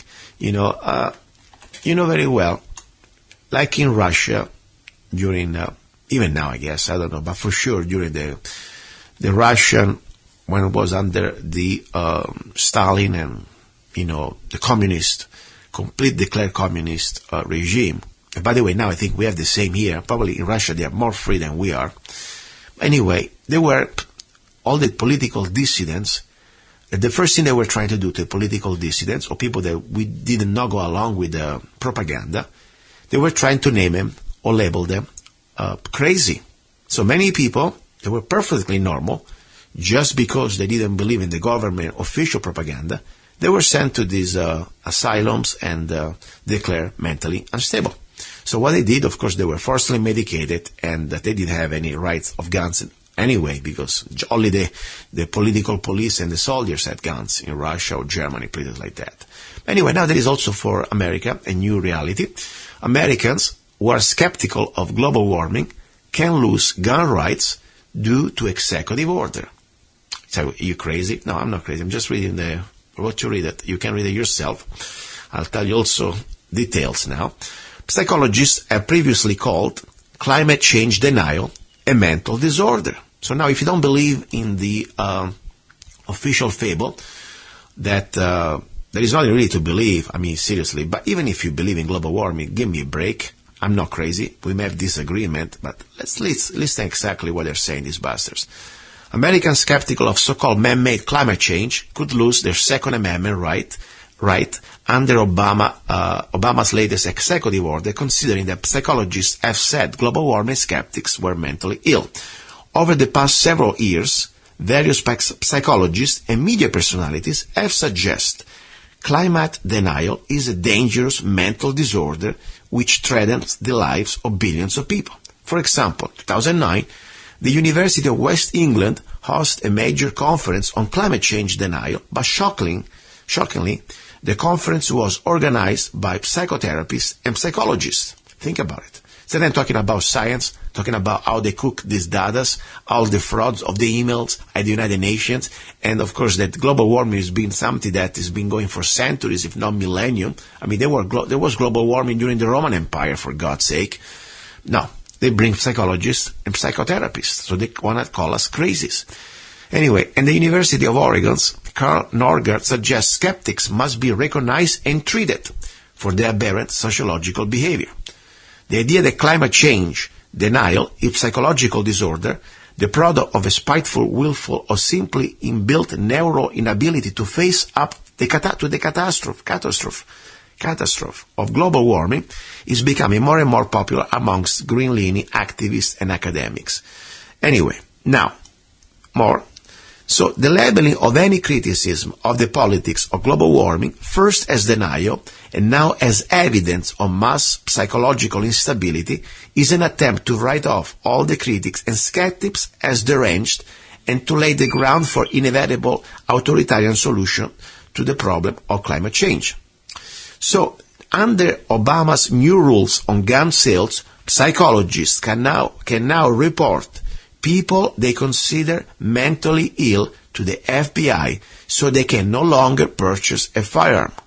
Current law prohibits individuals from buying a gun if, because of a mental health issue, they are either a danger to themselves or others or are unable to manage their own affairs, the White House said. Now, let me spell it out. I'm the first one to say if somebody is crazy, yes, in its danger to others, we must understand that the gun is a tool that shouldn't have access. But we still we deserve a due process.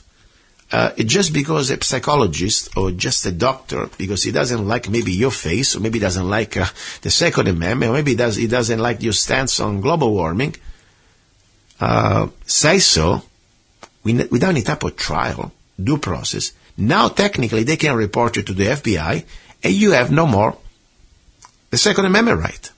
I mean, at least you have it, but you cannot be able to exercise anymore because they will send a SWAT team at your place. So that's the reality. I know probably it didn't happen to you yet. So, after all, why should you be worried, right? Guess what? It didn't happen to you. It didn't happen to you, of course, also that they burned your ranch or they confiscated your cows, and maybe it didn't happen to you that they started to charge you for every gallon of water you drink out of your well. Guess what? It's going to happen to all of us, different levels. So you better start to take notice and start to be a little bit more concerned if you are not. Anyway, remember I had a couple of weeks ago, Arizona State Senator Kavanaugh, that he wanted to pass that law to make it legal to film police within 21 feet. Guess what? Didn't pass. Thankfully, didn't pass. And I know this is probably not gun related, but it is gun related. Because I tell you also another thing. Probably I don't know if I said that to the senator. What if the policeman comes towards you and maybe wants to interact with you? And maybe because you're carrying open carry like we do in Arizona, or maybe just because he doesn't like your face. I don't care. I want to have a witness. I want to have a video camera. But according to the law, just because it's within 21 feet, I cannot record anymore. So think about it. That's how disturbing it is. So anyway, that's just to show you how we can always fight back, and we have to fight back, and we have to completely try to do in every way we can, starting, of course, first of all, through our elected representative. Okay, that's number one. Now, talking about guns, today I like this. I'm trying to share with you news, things that normally I collect during the week, that I think they are important to understand what's going on and what we are facing as a country, here as Americans, when it comes down to the Second Amendment. But the Second Amendment bill would allow gun owners to sue if injured in a gun-free zone. And I think that's very important. I think it's very right. A bill was introduced in Tennessee, the Tennessee Senate, that would allow gun owners to sue for injuries sustained while in a gun-free zone if the injury could have been prevented had that person been armed. The Republican Senator Dolores Gresham introduced the bill SB 1736 that this pretty much states, it is the intent of this section to balance the right of a handgun carry permit holder to carry a firearm in order to exercise the right of self-defense and the ability of a property owner or entity in charge of the property to exercise control over governmental or private property. I agree. I always said, if you are a property owner, you have the right to do whatever you want. It's your property. You have the right to deny everybody's business. But if you allow people inside and you disarm them, and at the same time you do not allow, you don't even provide security. I remember, for example, 4 years ago, in Golden Valley here, there was this National Bank of Arizona. They started to put out signs, no guns allowed. And guess what? At the same time, they didn't provide any type of security. So what they did, they created this environment that everybody can be in danger. Guess what? I agree. What if I get killed because you disarm me? I think you have some liability, because at least I should have the right to defend myself. So anyway, I think it's a good start. I don't know if that bill is going to go through in Tennessee or not, but it's a good start. We got to fight back in every way we can. Now, a little bit of a song, and then we go back and we talk a little more details about training, some training ideas. Because I want to try to use this hour as practical as possible, not just talk about what's going on with the Second Amendment, but also how to exercise the Second Amendment. For everybody, every law-abiding person, man, woman, or between, I don't care. La la la la la la la la la la.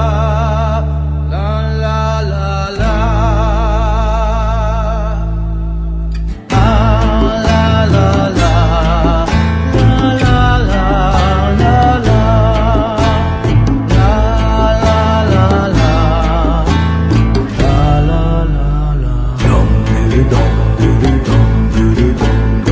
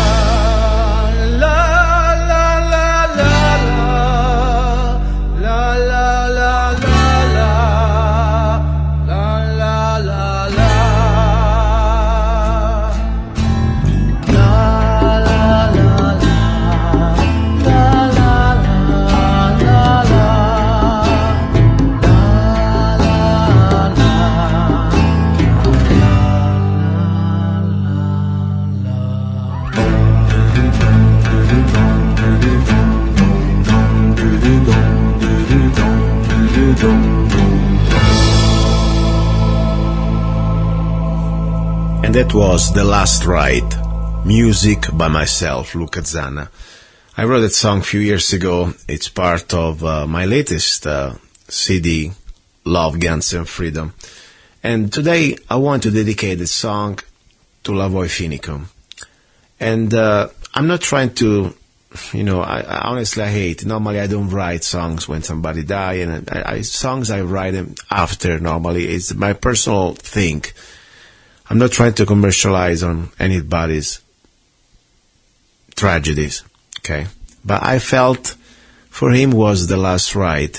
And regardless if you agree with him or not, as I said already, personal convictions or, convictions and political beliefs, regardless. The point is, please, look at this just from this angle. We have an innocent man, because we are all innocent until proven guilty, who was trying to surrender. And the first thing that he did when he got out of the car, he came out with raise hands, watch that video, use your brain, don't believe the propaganda, don't believe anybody, don't even believe me. But when you'll see that video, you watch that video, you realize that you will realize what you think.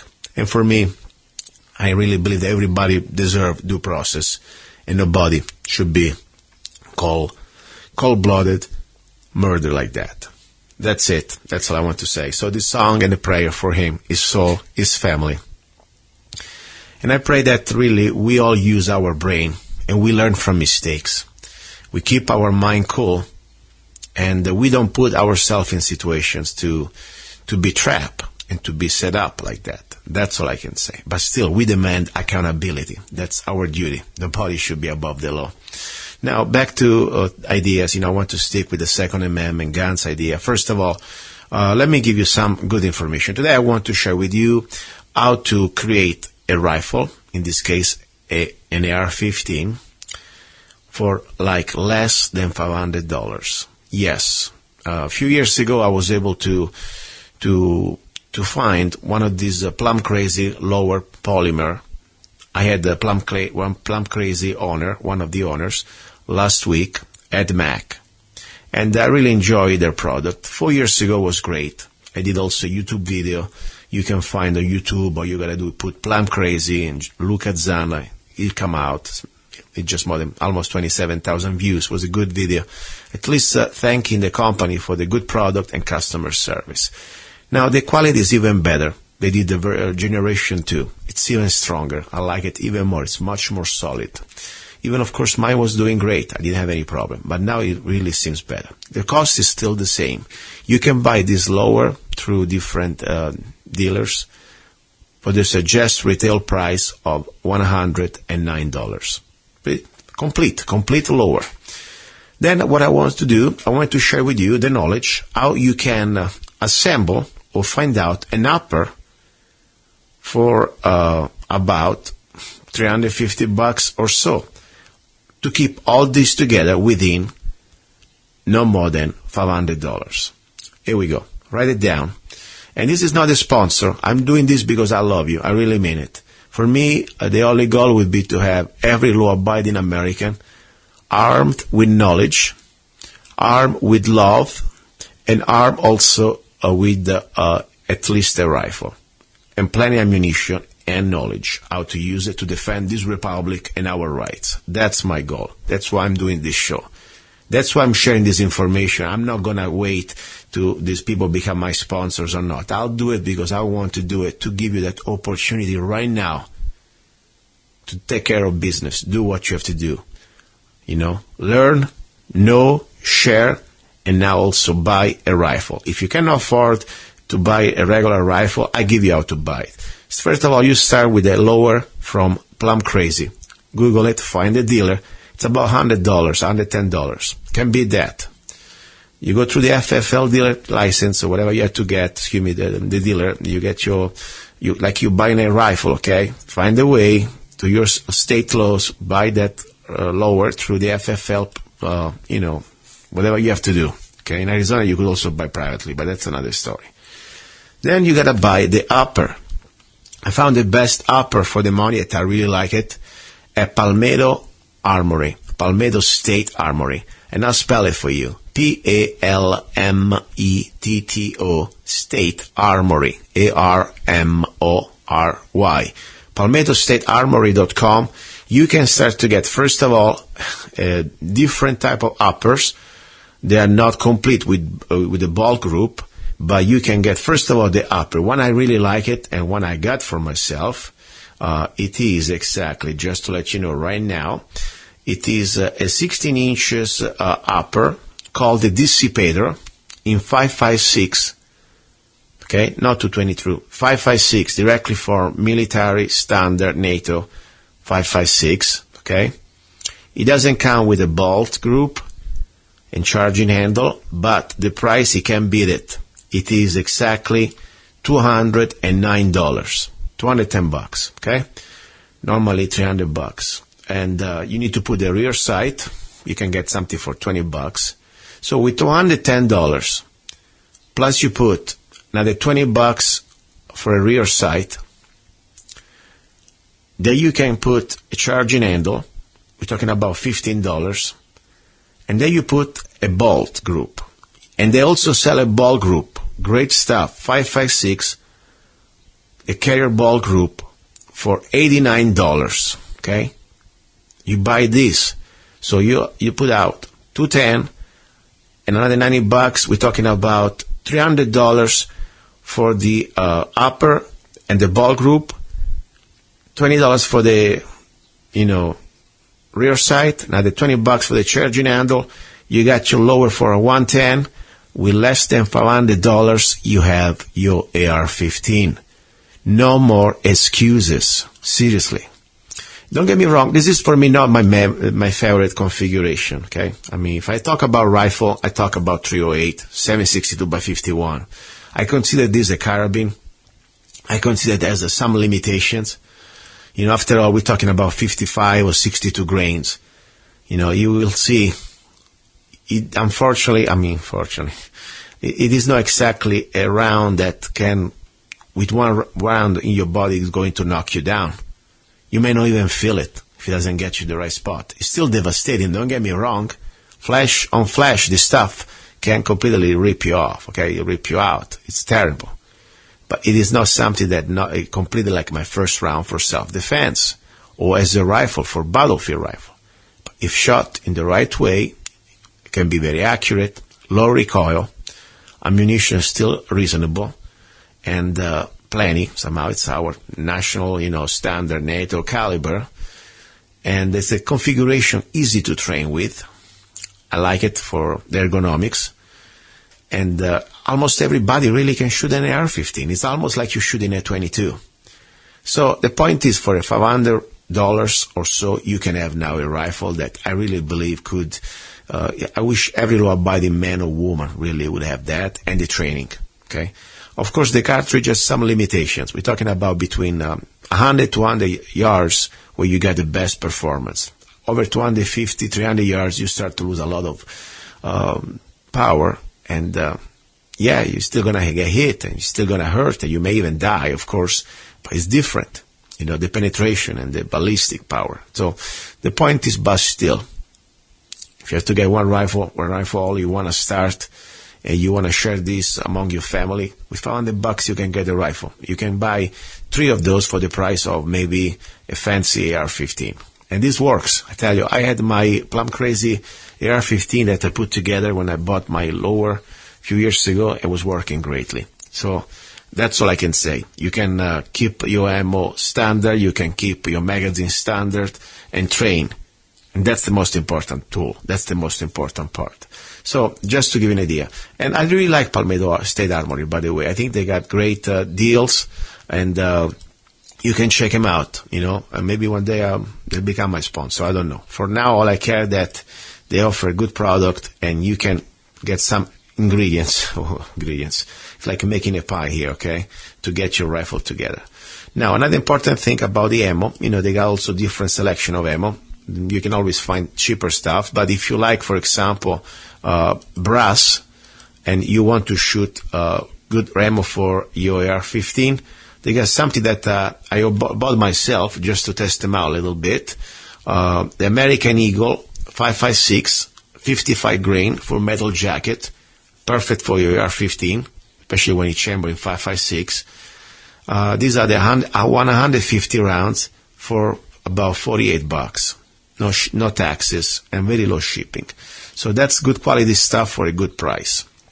Now, don't get me wrong. As I said, if I had one rifle only, I want a 7.62 by 51, a 308. But between having a slingshot and nothing, I rather to have, of course, an AR-15. That's the idea. So it's a great solution. This is pretty much the information I wanted to give you when it comes down to little bit of deals. As you know, I'm here to share with you deals. But, I said, how do you make money here, Luca? Honestly, let me tell you something. Probably you already know. I don't make really any money with this show. It's not like about money. Here, for me, it's like what I used to do before. I used to be what you call maybe an activist. I hate the word, by the way. A person that uses most of my, not most, but sometimes most, a lot of my personal time to be active, to share information, to try to wake up my fellow Americans, my fellow human beings, to try to go out there. And for me, it was also a duty. When I became a citizen, I took an oath to defend this republic against all enemies, foreign and domestic. And I want to defend it, first of all, with information, try to wake up my fellow Americans. So I look at this show like an opportunity to try to do my duty. That's pretty much the way it is. At the same time, I need your support, because I tell you, it takes me a lot of time, a lot of energy out of my business and businesses. And sometimes I say, why really? Maybe I should just take it easy. And it takes me also money. But I tell you, times is money.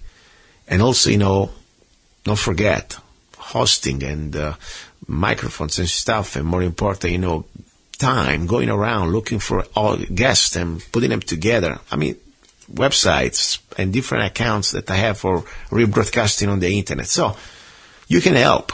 If you think the information I'm giving you is valuable, you can help. You are my main sponsor. And of course, support the station, please. I mean, K-Talks 1340 AM has been giving me an opportunity that not many other commercial stations never would do. I would do this show no matter what at this point. I would do it on the internet. I don't care. But I want to give a lot of credit to K-Talks, because I talk about things normally no other commercial station would let me talk about it. That's the fact. So support K-Talks and its sponsors. If you want to support me directly, it's very simple. You go to Zanna, ZANNA.US. And you can see what I do. One of the things I do for a living, I write songs. And you can download any of my songs all over the world, I don't care where you are, for just 99 cents. Okay? So that's a fact. That's a fact. 99 cents, you can find more than 100 songs. And by the way, now I'm almost finished with my first 2 books. I have 2 more coming. I'm starting this new career that I really enjoy. It's kind of very dedicated, a lot of time, a lot of focus you need to put to write books. I don't care if even they're just manuals or whatever, but doesn't matter. I'm doing this. I have the new book is coming finally, Handgun Training for Self-Defense. So if you want to go to handguntraining.tv, www.handguntraining.tv, join my newsletter, and you'll know exactly when my book will come out. It's going to be a very affordable book for $3.99. I'm trying even to push it $2.99, $2.99, something like that. Now, today I want to just share with you a little bit, maybe a couple parts of this, because I always believe that this is a radio show after all, but at the same time I'm trying to share concept that you can learn, well, at least you can see what you don't know. You can understand what you do not know. And the most important thing I really believe it is the mindset when you train. I mean, after all, you go out to the range and you think you're going to have some fun. That's great. I think it's a great start. But you got to train at the range like when almost you're simulating a real life combat, a real life dead or life scenario. That's the idea. So when you go to the range, try to put some goals out. What you want to accomplish. First of all, you want to accomplish that you want to hit the target on demand. That means you must know your basics. That's the fact.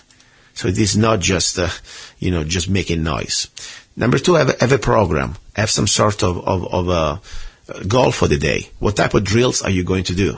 I will share with you in my book, for example, the basic, it's not really basic, it's pretty advanced considering, the front sight 4 days handgun class test.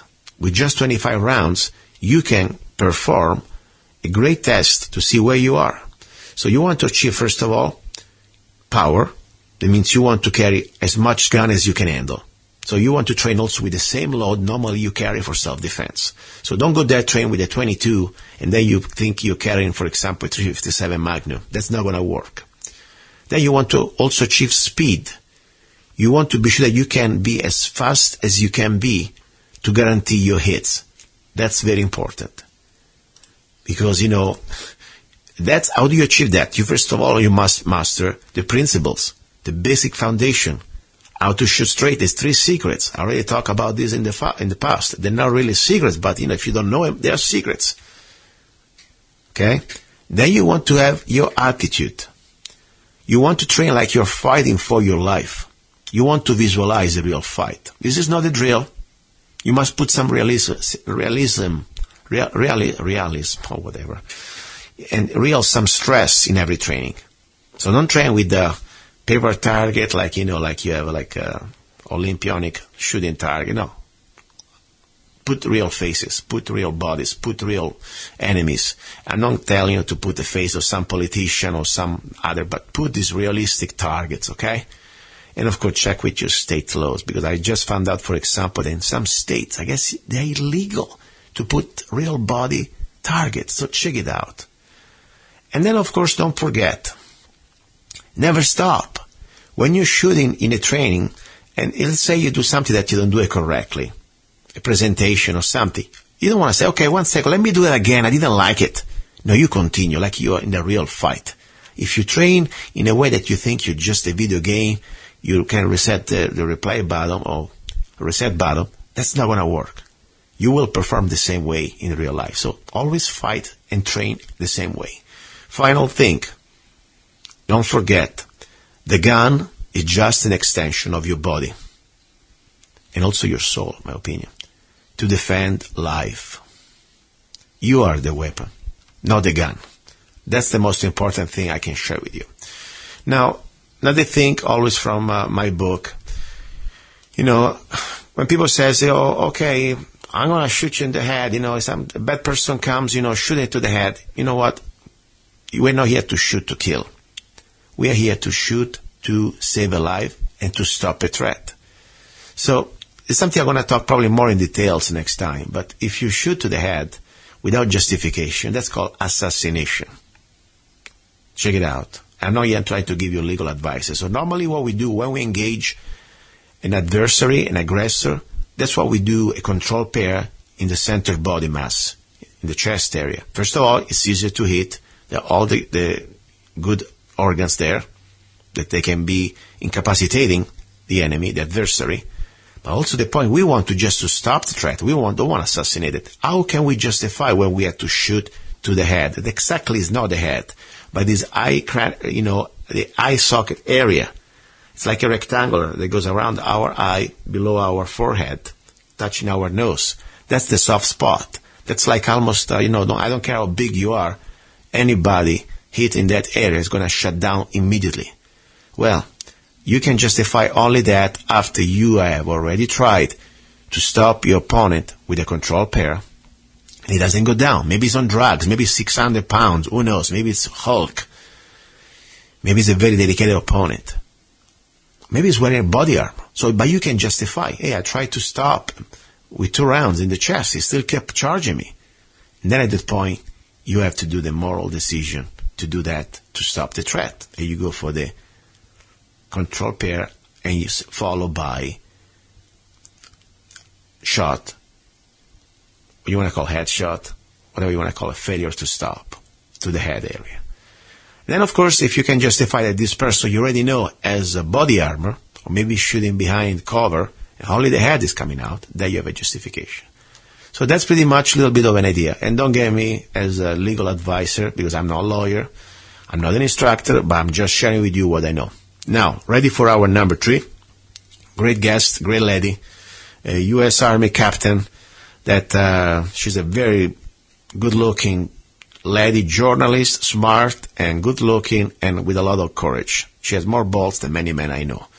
And also a phone call from a friend who's sharing with us some information about some personal drama with her mom.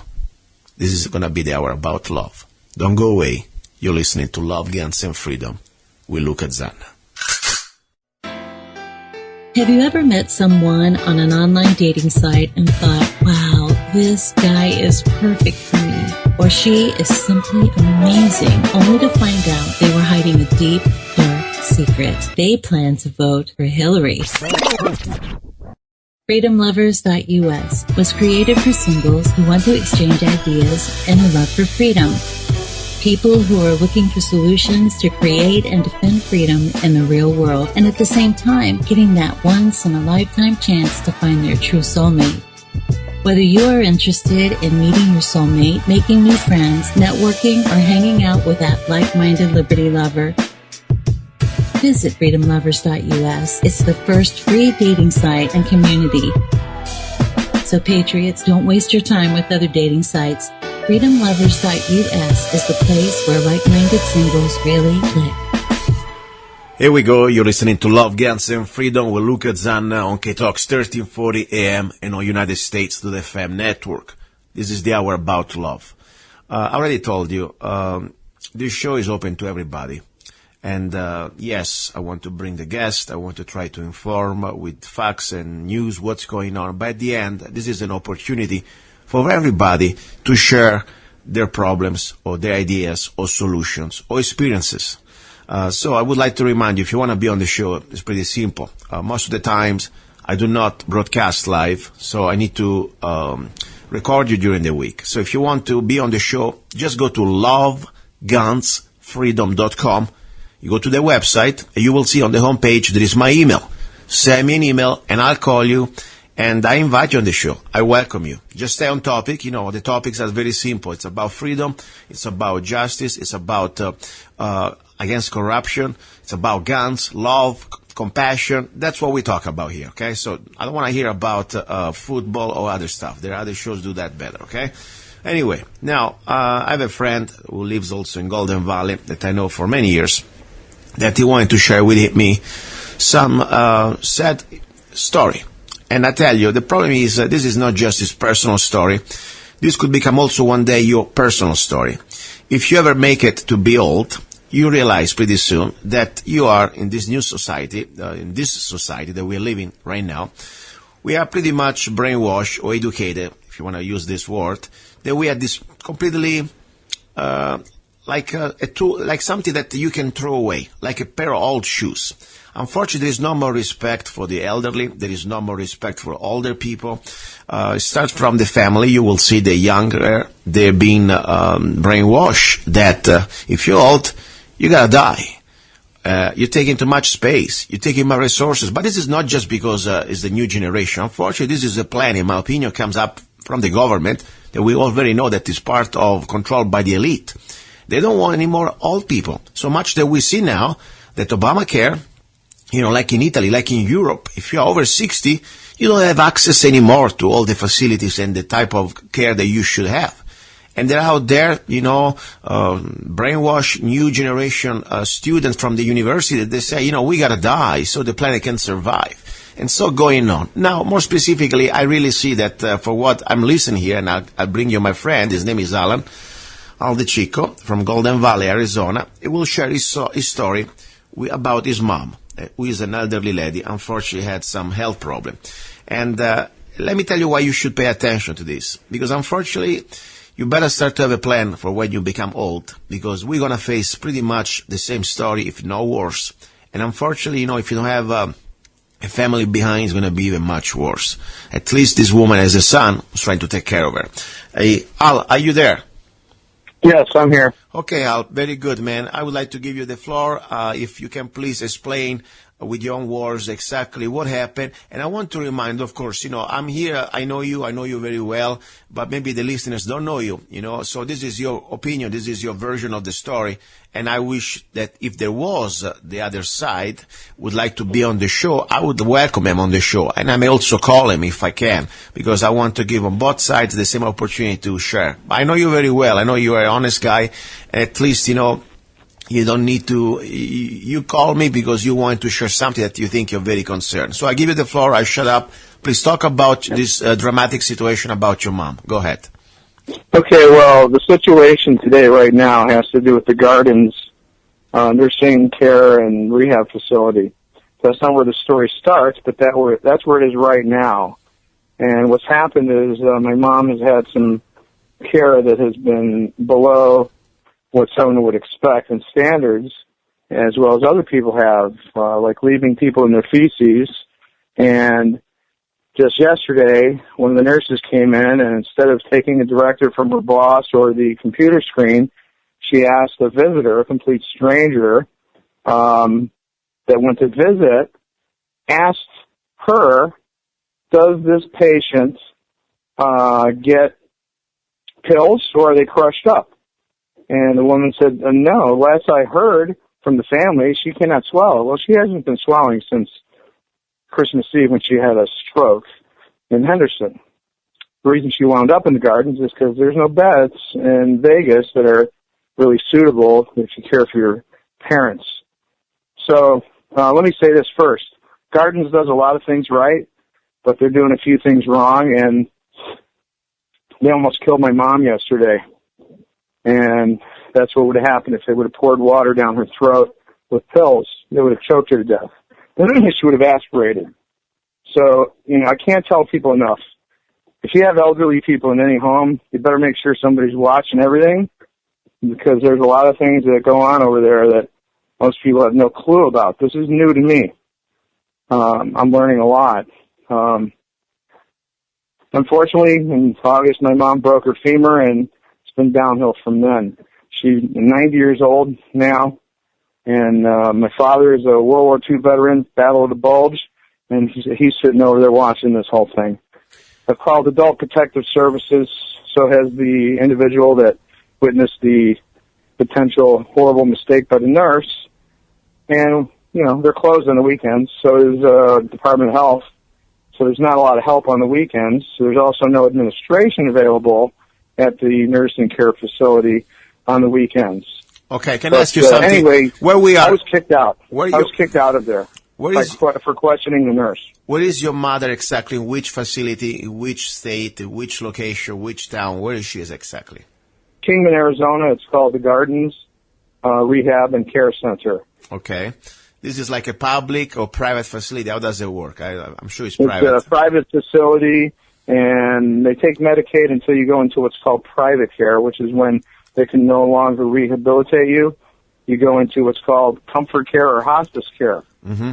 And that's where my mom is at in that situation. However, they do not have a contract with any hospice care company that comes in there right now, so it's them that's handling it. Okay, listen, I don't know, the details. It's kind of, there's a lot of information here. But I'll tell you one thing, in my opinion, if it was my mama, what I will do. First of all, you are here, and I understand that she has you, and she has your father that is an older man. I mean, probably he needs help too. Does he have any other family beside you? I mean, any other son or any other person that could help? Yes. He has my sister, and also my cousin, who is a doctor here in Phoenix now. Okay. He's with the Veterans Administrator. Okay. Veterans Administration. He's the director of surgery. Well, and, he's involved trying to help. Okay. I don't know exactly what type of, time or resources you have, but there was my mom the last few hours or few days or maybe a few weeks. I don't know. She's an older woman. I would, first of all, my opinion, I don't trust these people. I don't trust any of these people that normally unless there are really some special situations, I really think that they're just there for their money, and they treat you like just a number. Okay, that's the fact. And for what you told me, there is a lot of stuff that doesn't add up, that doesn't look right.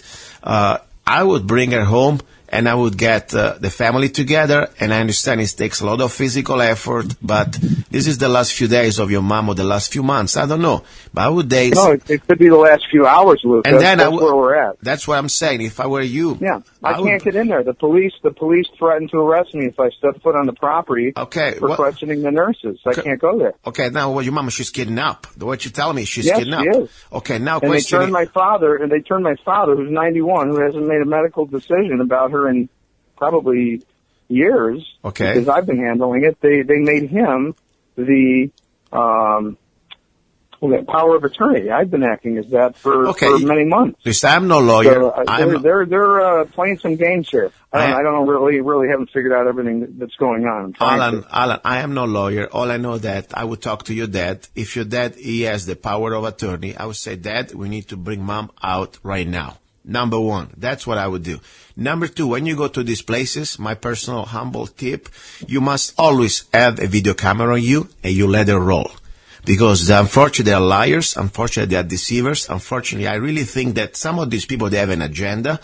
And it's almost, I don't know, I don't want to say things that I cannot prove all the way, but I tell you, some people that work in these facilities, it's been proven in past that they kill.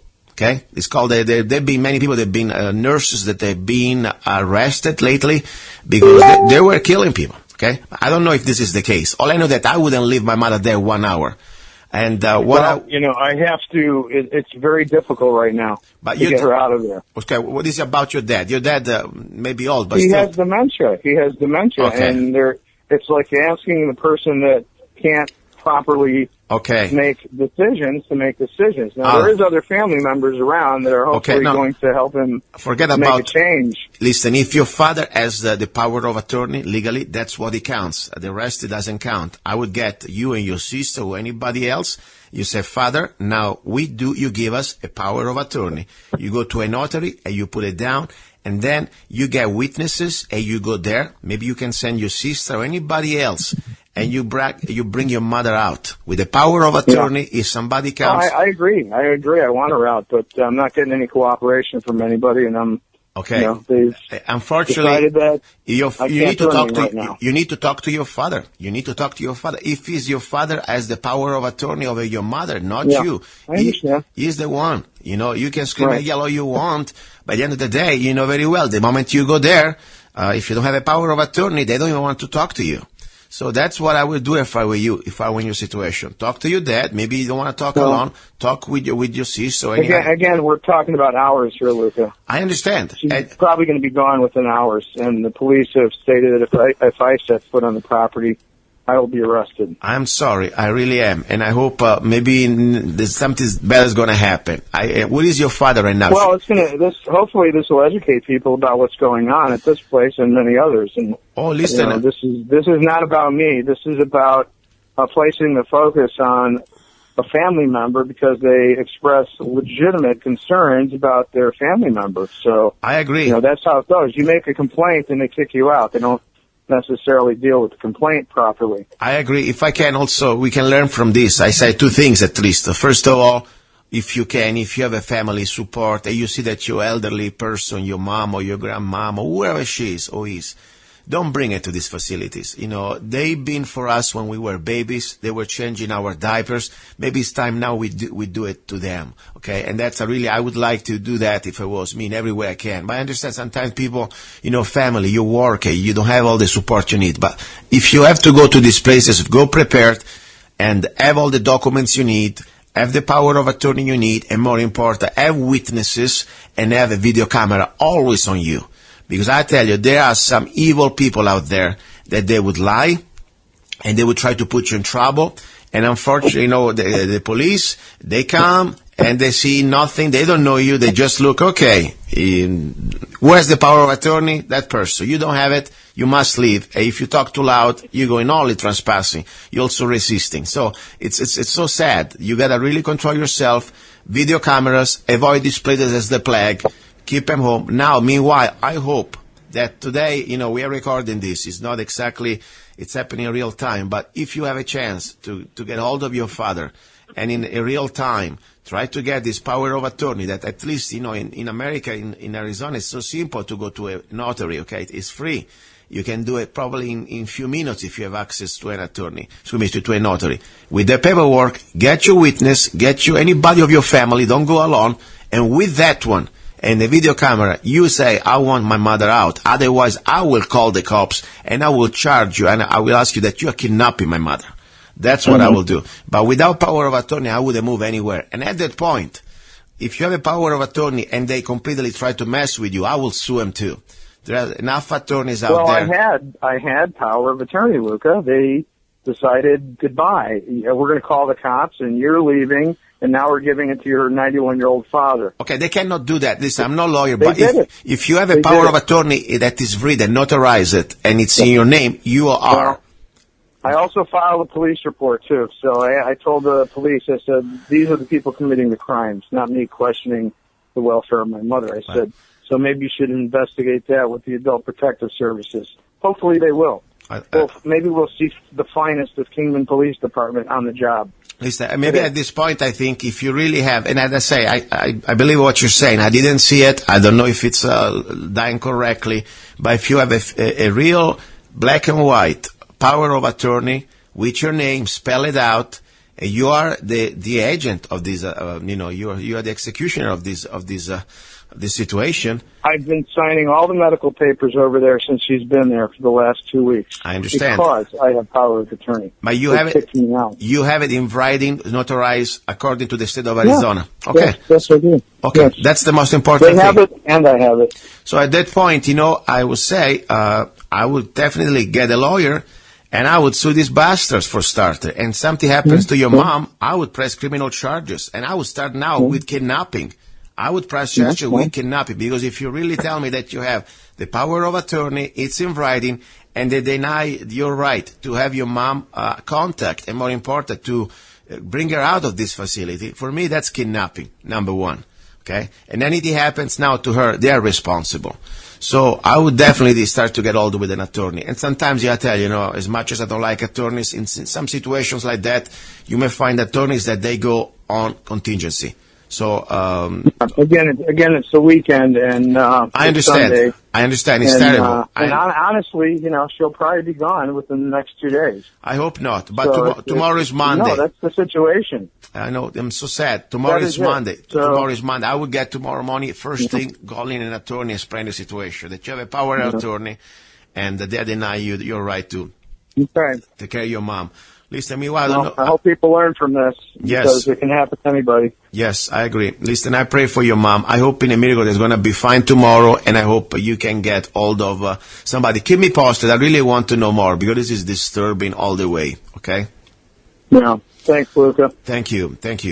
Okay, guys, you're listening to Love, Guns, and Freedom with Luca-Zanna. Don't go away. We have another guest, and it's interesting person, very interesting person. Let's pray for the mother of Alan, because I really tell you, it would drive me crazy to know that somebody's holding my mom without my consent, and they also try to turn the cops on me. That would drive me crazy. So I say, please, let's pray for, first of all, that Alan can keep his mind and his patience, because, unfortunately, that's how you get arrested around here. Just you speak too loud, that's enough. And then, of course, I hope that these bastards, they will pay the consequences legally.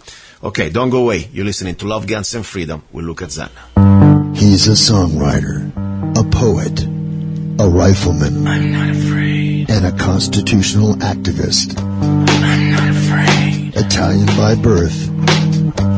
I'm not afraid. American by choice.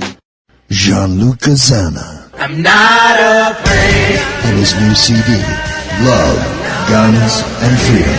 16 powerful songs on one CD from the heart of a patriot.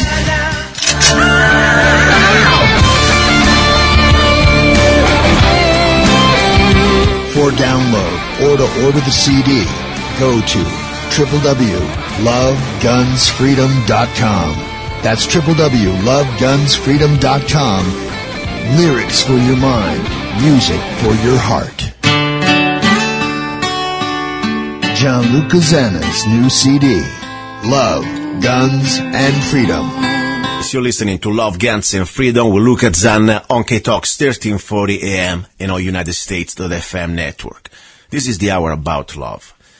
You know, I feel lucky. I feel somehow blessed. You know, when I took this opportunity to do the show that I really didn't want to do, because I don't think, I have no business to be on the air sometimes. I believe, why?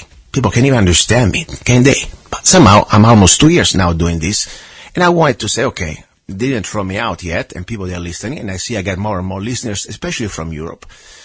And I say, you know what, this is exciting, because I'm having the opportunity to meet the most incredible people from around the world, not just from America or from the area where I live.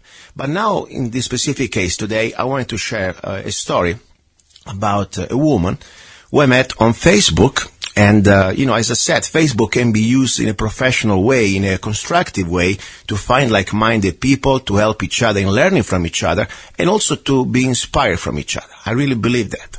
So I found this incredible lady that I think really she represents the spirit of this show. You know, the show is called Love, Guns, and Freedom. And this lady is a mother, has 2 little babies, or I don't know the details, and I don't want to know, but I know that she's a mother. And also she's a veteran, or at least, she used to serve. And of course, she has some story to say about that. But also what I like about her, she has the spirit. She has the spirit of 1776. I found a video of her on Facebook that she was pretty much speaking up her mind, talking about what's happening now with the censorship of Facebook when you talk about topics like this invasion of Muslims or refugees in Europe. And she talks in a way that I really believe belongs to the spirit of 1776, not any type of politically correctness, the way she feels it. And I tell you something, why I wanted to bring her in. Because first of all, we need to start to realize that we have 2 reality. America, even with all the problems that we are facing, even with all this situation that we are facing, we still have something that the rest of the world doesn't have. We have a Bill of Rights, that it's up to us to use it or lose it. And I tell you, when I see this lady speaking, I really believe that she's exactly represent the spirit of freedom of speech, and also I like because she's into guns. She understands the importance of the Second Amendment. Unfortunately, I cannot play the little clip right now on the show because it's kind of, there are some words that FCC would probably, shut down the station here, but I'm going to put it on the website, on lovegunsfreedom.com on the homepage. Now, let's go to the guest. She's the guest. She's for me today the person that I'm so proud to have with me, and I hope she can inspire all out there people from around the world, not just American people, okay? And anyway, her name is Prissy-Holly from Colorado. Prissy, are you there? I'm here. Thanks for having me on. Thank you, Prissy. I really appreciate your time. I know you're a busy lady. You are a mother, and also you have a website that is incredible. I like it. It's an independent source of news. It's a newsletter. No, excuse me. Is it like a journalist, like a newspaper, like some sort of a magazine, online magazine? What is the name of your website? My website is called newsfoxes.com. And I've had it up and running for about 4 months now, and I have a really incredible staff of writers that are all about the freedom of speech, and I just give them full opportunity to say whatever they want, because I really believe that, as Americans, we should really use our freedom of speech to tell the world what's going on. We have a lot of very important issues going on in the world today, and people really need to wake up. So I think that's incredibly important, being able to get our voices out there and have people hear what we have to say. I was really impressed about the site because I see, first of all, that they're great articles. I like them, something normally you don't find in mainstream media. And also I like the fact that, you got your little, everybody find their own personality. And I like you got your own personality, and I think you market it very well. And I tell you, I see these articles of yours going everywhere. So I'm pretty impressed that in just 4 months, as you say, from nothing, you put together something that I really believe that in the near future, already now, is creating a great opportunity for independent media to find news sources like yours. Now, how did you come out with this idea and why? I mean, after all, you're a busy lady, you're a mom, I understand. Why did you come out with this idea and how? Saying, okay, one day, I don't know, maybe you were washing dishes, I want to do this. How did it come out? Well, it's kind of funny. I started off just having a page. I was Arms Mommy for a long time, and I I would go on there and just let it out. I'd go off on these rants sometimes, and, I was getting a lot of response from people that were just like, you're saying everything that's on my mind. I agree with you 100%. So I really just had this fire and this passion inside of me. I was like, you know what? We need people speaking up because we're going to lose the America that we love. And so a few months into it, I knew that one day I wanted to have my own website. And so I worked for some other sites for a while. And, it was a great experience, and I appreciate people taking the chance on me because I was a brand new writer and stuff. But, to be honest, I really got tired of being censored because a lot of times when I would get my drafts back, I'd be like, okay, well, what about this? What about that? They would just totally censor everything that I was saying. And so I knew from that point that I had to have my own outlet and my own website.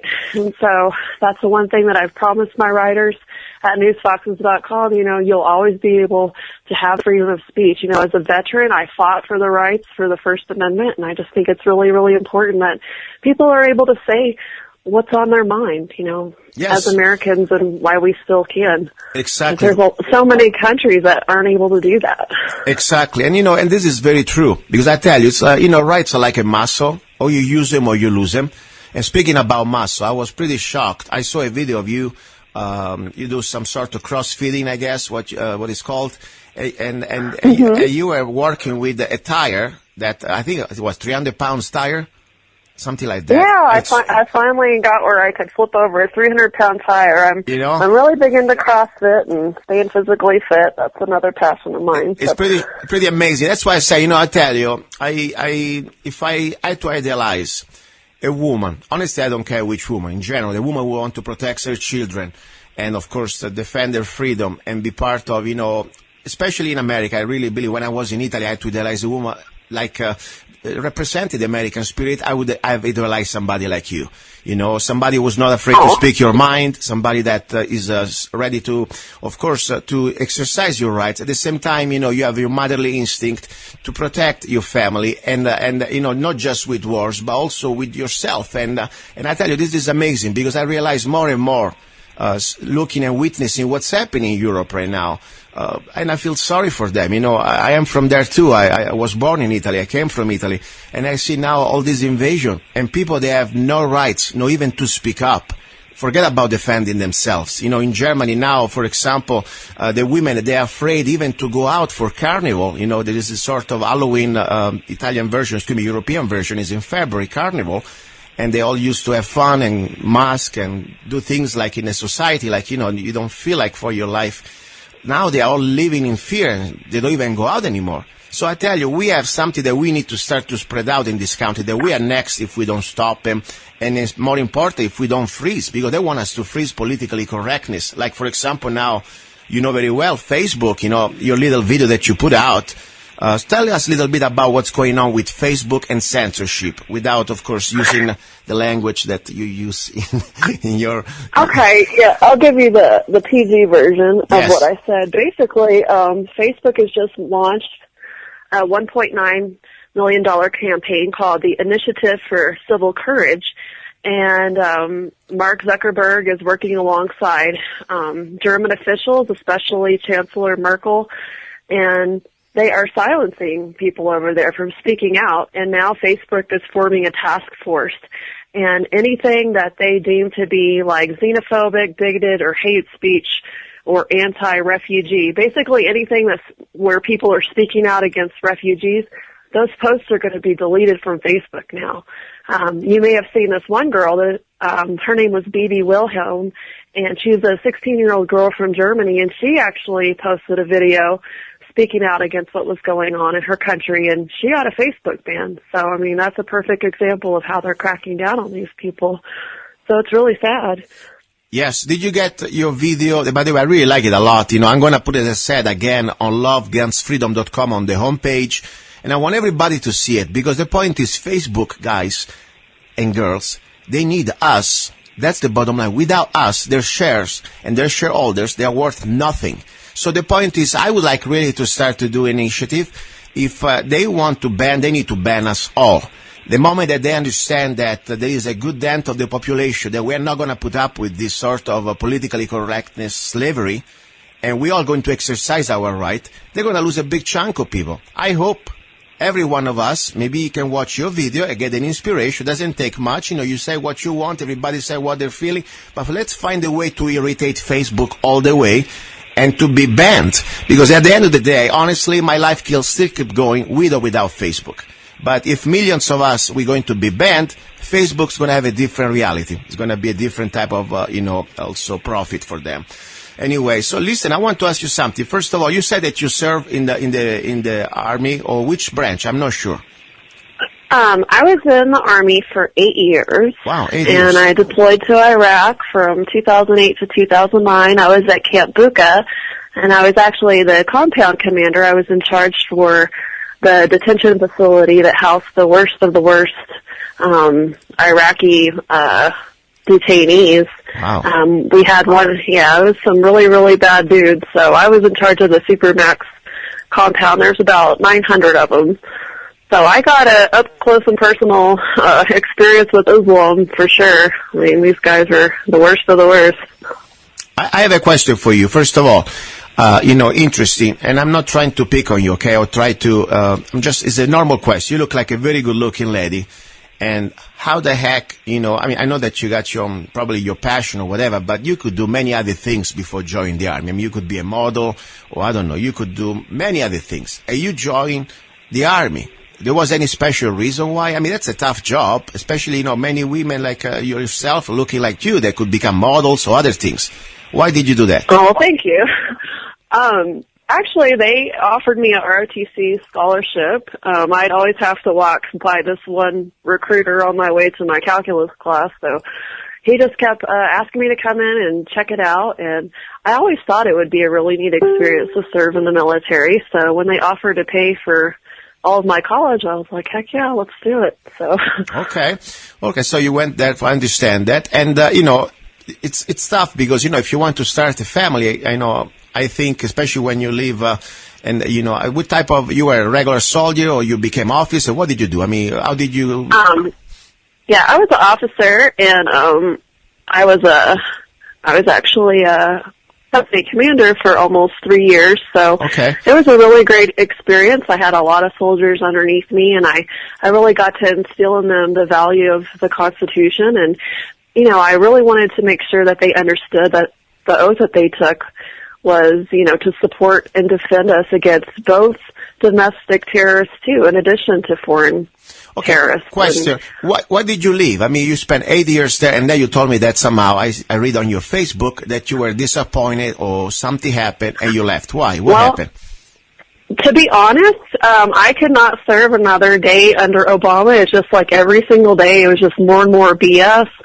And when I saw with what happened to our guys over in Benghazi, how, this government doesn't give a crap about our soldiers. I mean, or our people serving as civilian, excuse me. Yes. As civilian contractors, it's like, I'm not going to serve underneath a commander-in-chief that's just going to play politics with the lives of me and my soldiers. It's just ridiculous. And so I actually ended up resigning my commission and getting out because also I felt like I had to censor myself a lot too with the stuff I was saying because obviously you can't speak out against your quote-unquote commander-in-chief. Mm-hmm. And so, I've been in my commander's office more times than I can count for, the stuff that I would say against Obama. And so I'm like, I've had enough of this. I'm not going to censor myself anymore. So I just decided just to hang it up.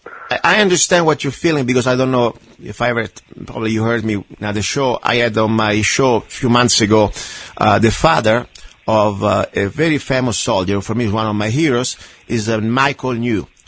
Specialist Michael New. I don't know if you know about him. I will send you the link. He was the first soldier, American soldier, under the Clinton administration, who refused to obey a direct command, direct order, to remove his American flag patch and put the new patch that would have been the United Nations. That was during the Bosnia War, and they did a really much Now they do it without removing patches, but still, you're under United Nations commands in many missions. Since the last real constitutional war that we fought was World War II, after that, starting from Korea, I'm sure you're familiar with that, everything was no more under the Congressional Declaration of War, according to our Constitution. But it was all under the umbrella of the United Nations. Now, the point is, when I was 1998, I came to America, I was started looking around for what I wanted to do. 1 year later, I was thinking about joining the army. And even I was already a little late, I was almost 30, I was still at a little bit of window. But then I learned about this. Michael knew the story that pretty much now we are serving under the United Nations. And so much, I don't know if you ever watched the little video with Panetta, former Secretary of Defense Panetta, with the Senator Session, Mr. Panetta saying on the open, on video, that now the president doesn't need anymore the authority from Congress to go to war, but from the international consensus and the United Nations. So I say, wow, I'm not going to serve a global government, and that wasn't my idea. So I'm amazed that, right now, I understand what you're going through, because now it's even more on the open. We have a man that he has no even faking it anymore, that is our commander-in-chief. This guy is a globalist all the way. But are you familiar about the fact that, for example, the United Nations now, the president doesn't take any more authority from Congress, and there's this video with Panetta and Senator Session. Did you ever watch that? Are you familiar with this situation? I haven't watched that, no, but I mean, it's pretty obvious that he doesn't care anything about our Constitution. He's always circumventing the Constitution and the rule of law, whether it's through executive fiat or, telling everybody that he has a pen and a phone, and basically he's going to, put his will on the rest of America, despite what we think. I mean, it's like, okay, well, what are we going to do to stop him? He keeps doing it again and again. So now, I would like to break some European laws. Still, this is still America, and no, we're not going to say anything illegal. That means, that FCC can censorship. But I can say things right now. I want to make understand, or at least share this situation with my listeners, with our listeners, that just for talking about this topic right now, if we were in Europe, at least we will be sued, or at least our station will be shut down, and sometimes there are also criminal prosecution. For example, if I say that I'm very critical, that I really believe that this situation with the refugees, it is not about the refugee, but it's an invasion. And unfortunately, the Muslim religion, according to their book, it is not about peace, but about conquering. Even, of course, I'm very aware that they're being used as pawns by the globalists to divide and conquer. Just because I'm saying these very logical, simple things in Europe right now, like, for example, there is a case, Brigitte Bardot. Are you familiar with her right now, right? The famous actress, Brigitte Bardot? not that particular story. Okay, Brigitte Bardot, probably you were very young. Anyway, I was young too, but in the 60s was a very famous French actress, very beautiful. And you should look at her. I mean, almost look like you. And just to let you know, this lady, she was a famous French actress. And a few years ago, she wrote a letter to the editor, and she said specifically that, she's very concerned about what's happening in France, because she believes that the Muslims, they are not there to assimilate, but they are there to conquer. And the France that she knew is gone. Simple as that. No any other type of wars. I'm just paraphrasing it, of course. Guess what? Mm-hmm. She was sued, and also she had to pay 16,000 euro or more of fine, about almost $20,000. And if she didn't pay the fine, she had to spend 6 months in jail, just because she wrote this letter to the editor. Okay? Just to give you an idea. Crazy. So things like, people must understand that we are next if we do not keep exercising our right. Because, not just because it's written on the Bill of Rights means that it's going to be there forever. We must use it. Like the Constitution is there, but we don't defend it. And the government, or people that are in government right now, they are abusing it, and they are completely, ignoring it. So it's up to us to use it or lose it. Now, so I want to give you the floor and say whatever you want regarding this situation. Now, why you think is so the situation with the refugee in Syria, specifically for us, America. Now, forget about Europe, that we know what's going on. What do you think is the final end game? What is their plan? Then I give you my conspiracy theory that I don't think is a conspiracy. I give you the floor. Why you think Obama is allowing 100,000 or more of these refugees, and Congress, unfortunately, is going along with that? What do you think? Why? Well, Obama grew up as a Muslim. There's no doubt in my mind that he's a Muslim.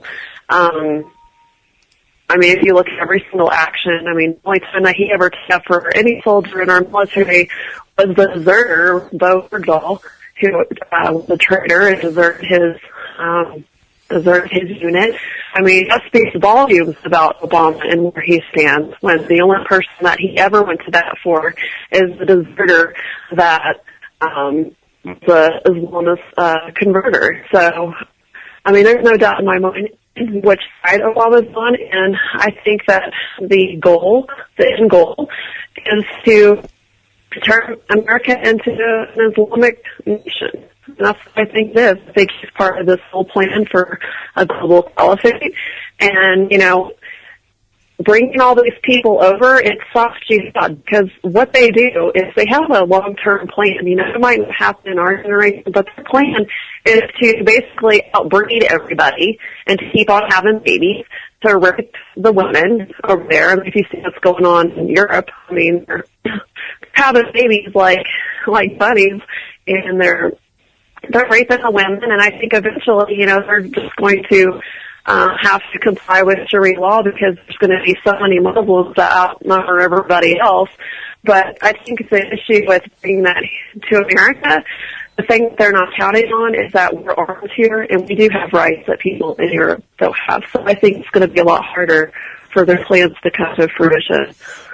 But I think if you look at Europe, I mean, that's the blueprint for what they want for the rest of America. I think it's not just Obama, but a lot of leaders around the world. You know, it's a new world order.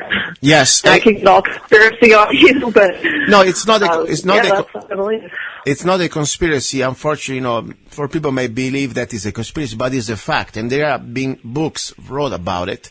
You know, unfortunately, I want just to remind people that Obama, it is not the real mastermind. It's just one of the other many puppets of these, let's say, leaders of the world that the globalists are using. For example, there was this person that unfortunately is very famous, or at least should be famous, because it's one of the masterminds of at least architects of this planned destruction of our society. Is called Kalergi. Kalergi is the last name, okay? It was an Austrian man, diplomat, son of diplomats, anyway, part of this, what people they want to call the elite. Anyway, the plan was to create a new world order, global government. And this man, Mr. Kalergi, he wrote a book, and his name was exactly Richard Kalergi, was born in 1894, and he died in 1972. And the book was about how to create a new race, starting in Europe, with letting the flood of these third world countries, especially from North Africa, coming to Europe. So there is a new type of citizen, or at least a subject, is not a citizen, that is going to be destroyed, the complete identity of each nation. They don't want a national identity. They don't want Italians. They don't want Germans. They don't want Americans. They want a new race. He call it, not us, he call it the mud race, okay, and the mud, like the brown race, okay, and that's going to be pretty much the new race that the elite, they can control, because after all, it is some sort of, they call it almost subhuman, and this is not me saying, it is. His book, by the way, is for sale. It's very hard to get it because it's not reprinted. It's in German, and it's like $500 on Amazon. I'm trying to get one copy in English. But the point is, that's the reality. And now people like, for example, the German First Minister, whatever it's her name, Merkel or Obama, they just, in Italy, the same story. They're following the same global plan. They need to destroy the identity and our sovereignty of each nation. That's what they're doing. So I agree with you. Obama is just following the plan. Of course, we know very well that the guy is not Christian, and I don't care what is his religion if he would keep it for itself. The problem that this guy is a liar, and also he has an agenda. And I know very well, I had shows in the past, if you read their book, You know, there is no compatibility with what they call, Bush used to call the religion of peace, with a real peaceful society, because this religion is not about peace, it's about not assimilating, but conquering, or by the sword, or by their penis, every type of other civilization. That's the reality.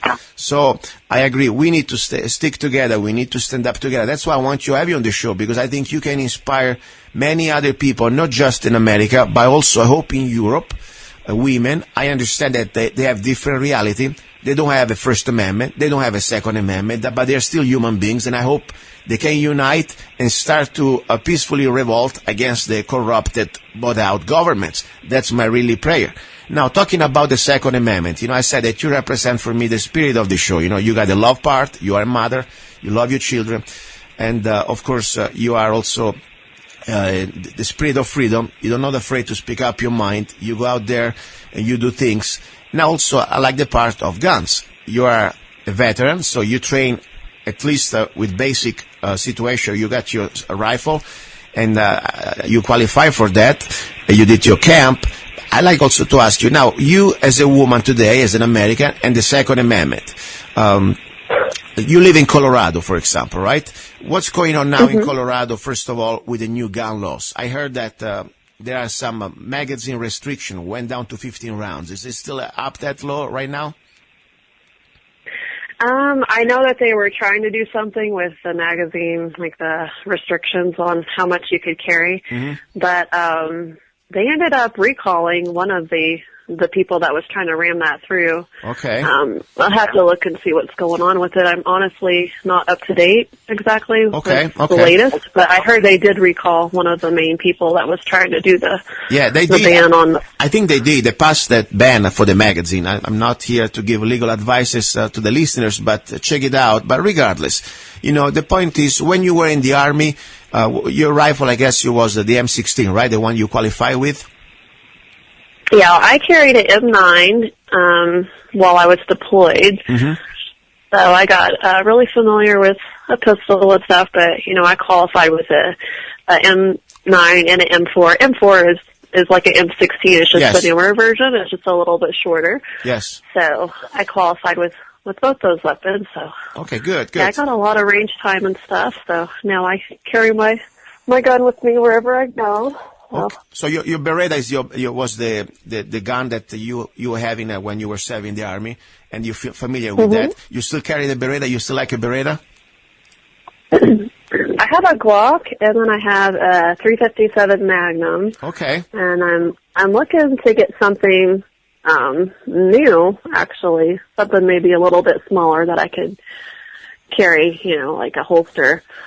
Okay. It's just really hard, in the summertime months to have it concealed if it's big, Normally I talk about this during the second hour. We talk about guns. And, since we're talking about Glock, I'm a Glock guy. Normally I don't put too much effort into the gun because the gun for me is to reach my rifle. But I like Glocks. They're reliable. I like the price. They do exactly what they need to do.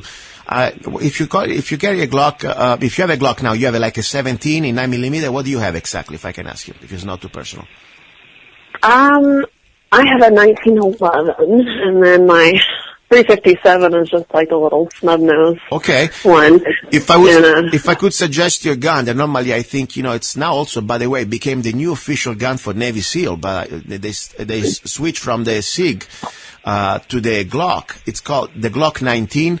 It's a 9mm. It's a medium size, one notch down from the Glock 17. That is the standard size. And I think normally it's perfect for almost every hand. For women hands, it's great. It's good for conceal, but it's still big enough that you can do all the different manipulation, and it's great. And you got 15 rounds, so you got double stack mag.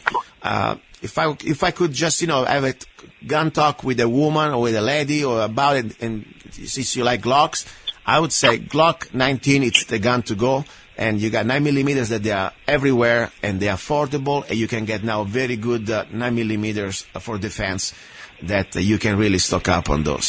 Just an idea to talk with you about it.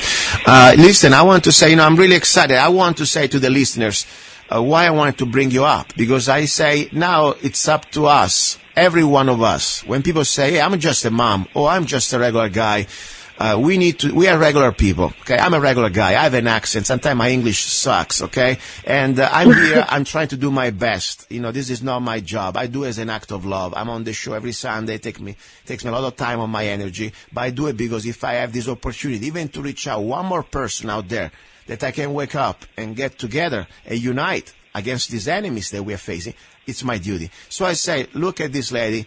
I want you to go on lovegunsfreedom.com. I will put the link also to your website. Say again one more time, please, your website with the news. Again, please. Newsfoxes.com is my website. Okay, once you and go, you can go ahead. Find please. me on Facebook. If you do a search for Prissy-Holly, you can find me. I have a journalism page and then a couple of profiles. But if you send me a friend request or follow my journalism page by clicking like, you'll be able to see all my posts because I post everything to both my profiles and my page. So exactly. So I want the regular people to do extraordinary things, and the first extraordinary thing we can do, not be afraid, speak up our mind, and start to reach out other people out there explaining what's going on, because we need to win this war with the information. I really believe that what we're doing now, we need to educate each other. And as I said, ignorance can be fixed. We are all ignorant on some topics. And, I was ignorant on many topics, and I'm still ignorant on many things, but I'm trying to learn. But arrogance, no. That's, we're wasting time. We move to the next person. But I tell you, now I have a question for you. This is normally not what I would like to do because it's the hour about love. Normally I talk about this during the first hour. And we don't need to agree, but I like to ask what you think, You never seen, we went to Iraq according to what the media told us and the government told us, that there were weapons of mass destruction. Then we found out that there were no weapons of mass destruction. But then there were weapons of mass destruction because, after all, the U.S. government during the 80s gave it to a Saddam, that we put it on power, to fight Iran. But still, there was no real connection. The connection was with the Saudi Arabia. And I tell you, I have my own official version about it. I'm not shy about it. I really think that 9/11 was a false flag operation, like they were trying to do with Northwoods, Operation Northwoods. I don't know if you ever watched that document. And many evidence we can see, like the Pentagon, there is no real airplane. And took 2 years to have a couple of photograms. Still we don't see a plane. And the double building 7 went down in free fall and no airplane hit it. What is your official opinion? Since you're a woman that, also you serve in the army and you went there, what do you really think happened in 9/11? Besides that, we know that there is the official version from the government. What do you think? I have so many unanswered questions on that, and, if I came out and said officially that I think 9/11 was just a big setup from the government, I'd probably lose half my followers. But I will say that I do have a lot of questions about what happened that day. There's a lot of things that don't add up. And, people's story and the timeline of events that happened, there's just a lot of unanswered questions that I have. But I am proud of you. I am proud of you, but, Prissy. I'm sorry, go ahead. I say, I'm sorry to interrupt you. I say I'm proud of you, even what you said, because you said exactly what I think every normal person should say. There are a lot of questions that we have no answer. And, I tell you to my listeners, I'm different. I don't do this as a living. I do this as some sort of a voluntarism, I don't care if you listener, you don't want to listen to my show, because I'm saying right now that 9/11 was a false flag. I have all the evidence, and this is now, even my dogs understand that. All you need to have two eyes and connect with your brain. Even a guy with me with an accent, didn't go to school, understand that. So I really expect more from the American people. And if you don't want to listen to my show, you know what? Good riddance. Seriously. But whatever you say, I respect you, what you're saying, and I'm proud of you for even just say what you said. And, you were a soldier, and you're always going to be a soldier, because after all, you took an oath. There's no expiration date. It's not exactly the same oath I took, but I took a little bit of an oath like yourself. When I became a citizen, I took an oath to defend this republic against all enemies, and even to take arms if I have to. And I mean it. I don't want to take arms, but I'm here. I want to defend this republic because it's under attack, and we've been under attack. And I don't say all the government is evil, but there is a part of this government that not just today, many other times they've been lying to us. I mean, the Gulf of Tonkin is declassified information. I would like everybody out there to Google Operation Northwood and see exactly the declassified CIA government under the Kennedy administration, what this general state of staff general was trying to do.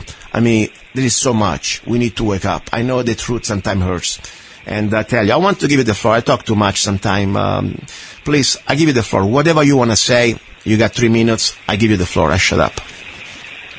Well, just back to what you were talking about with the 9/11 thing. I mean, I think the one thing that people don't understand is that it is legal now for the government to use propaganda against its own citizens. And so you really don't know when you turn on Fox News or CNN or wherever you get your news, you don't know if you're being propagandized to. I mean, when things happen with mass shootings, you know, there's always just a lot of questions at the end of the day and things that don't add up, you know, and there's all these theories that come out, you know, is this a false flag? And then we see all the conspiracy videos go up on YouTube with people trying to debunk it. You know, people just don't trust the government. And it's because people are starting to wake up and they're realizing that, you know, it's legal now for the government to use propaganda against us, and I think that there's just like a huge distrust right now. And that's why we need more people like you doing independent media, getting out. Now with the internet, you don't need to be rich. You can start to on your own blog, on your independent media, and be successful too. Listen, Prissy, my best for you and your family. I'm really proud of you, and I appreciate your friendship, okay? Thank you very much. Well, thanks so much for having me on.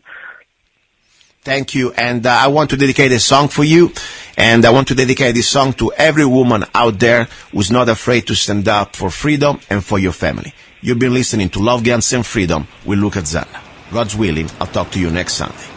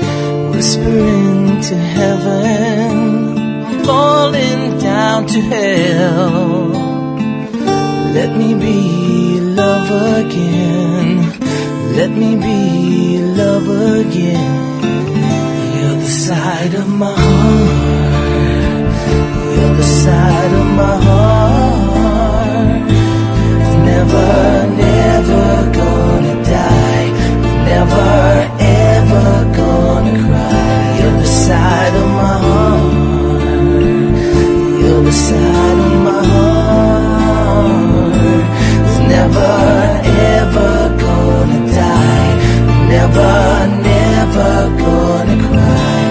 You're the side.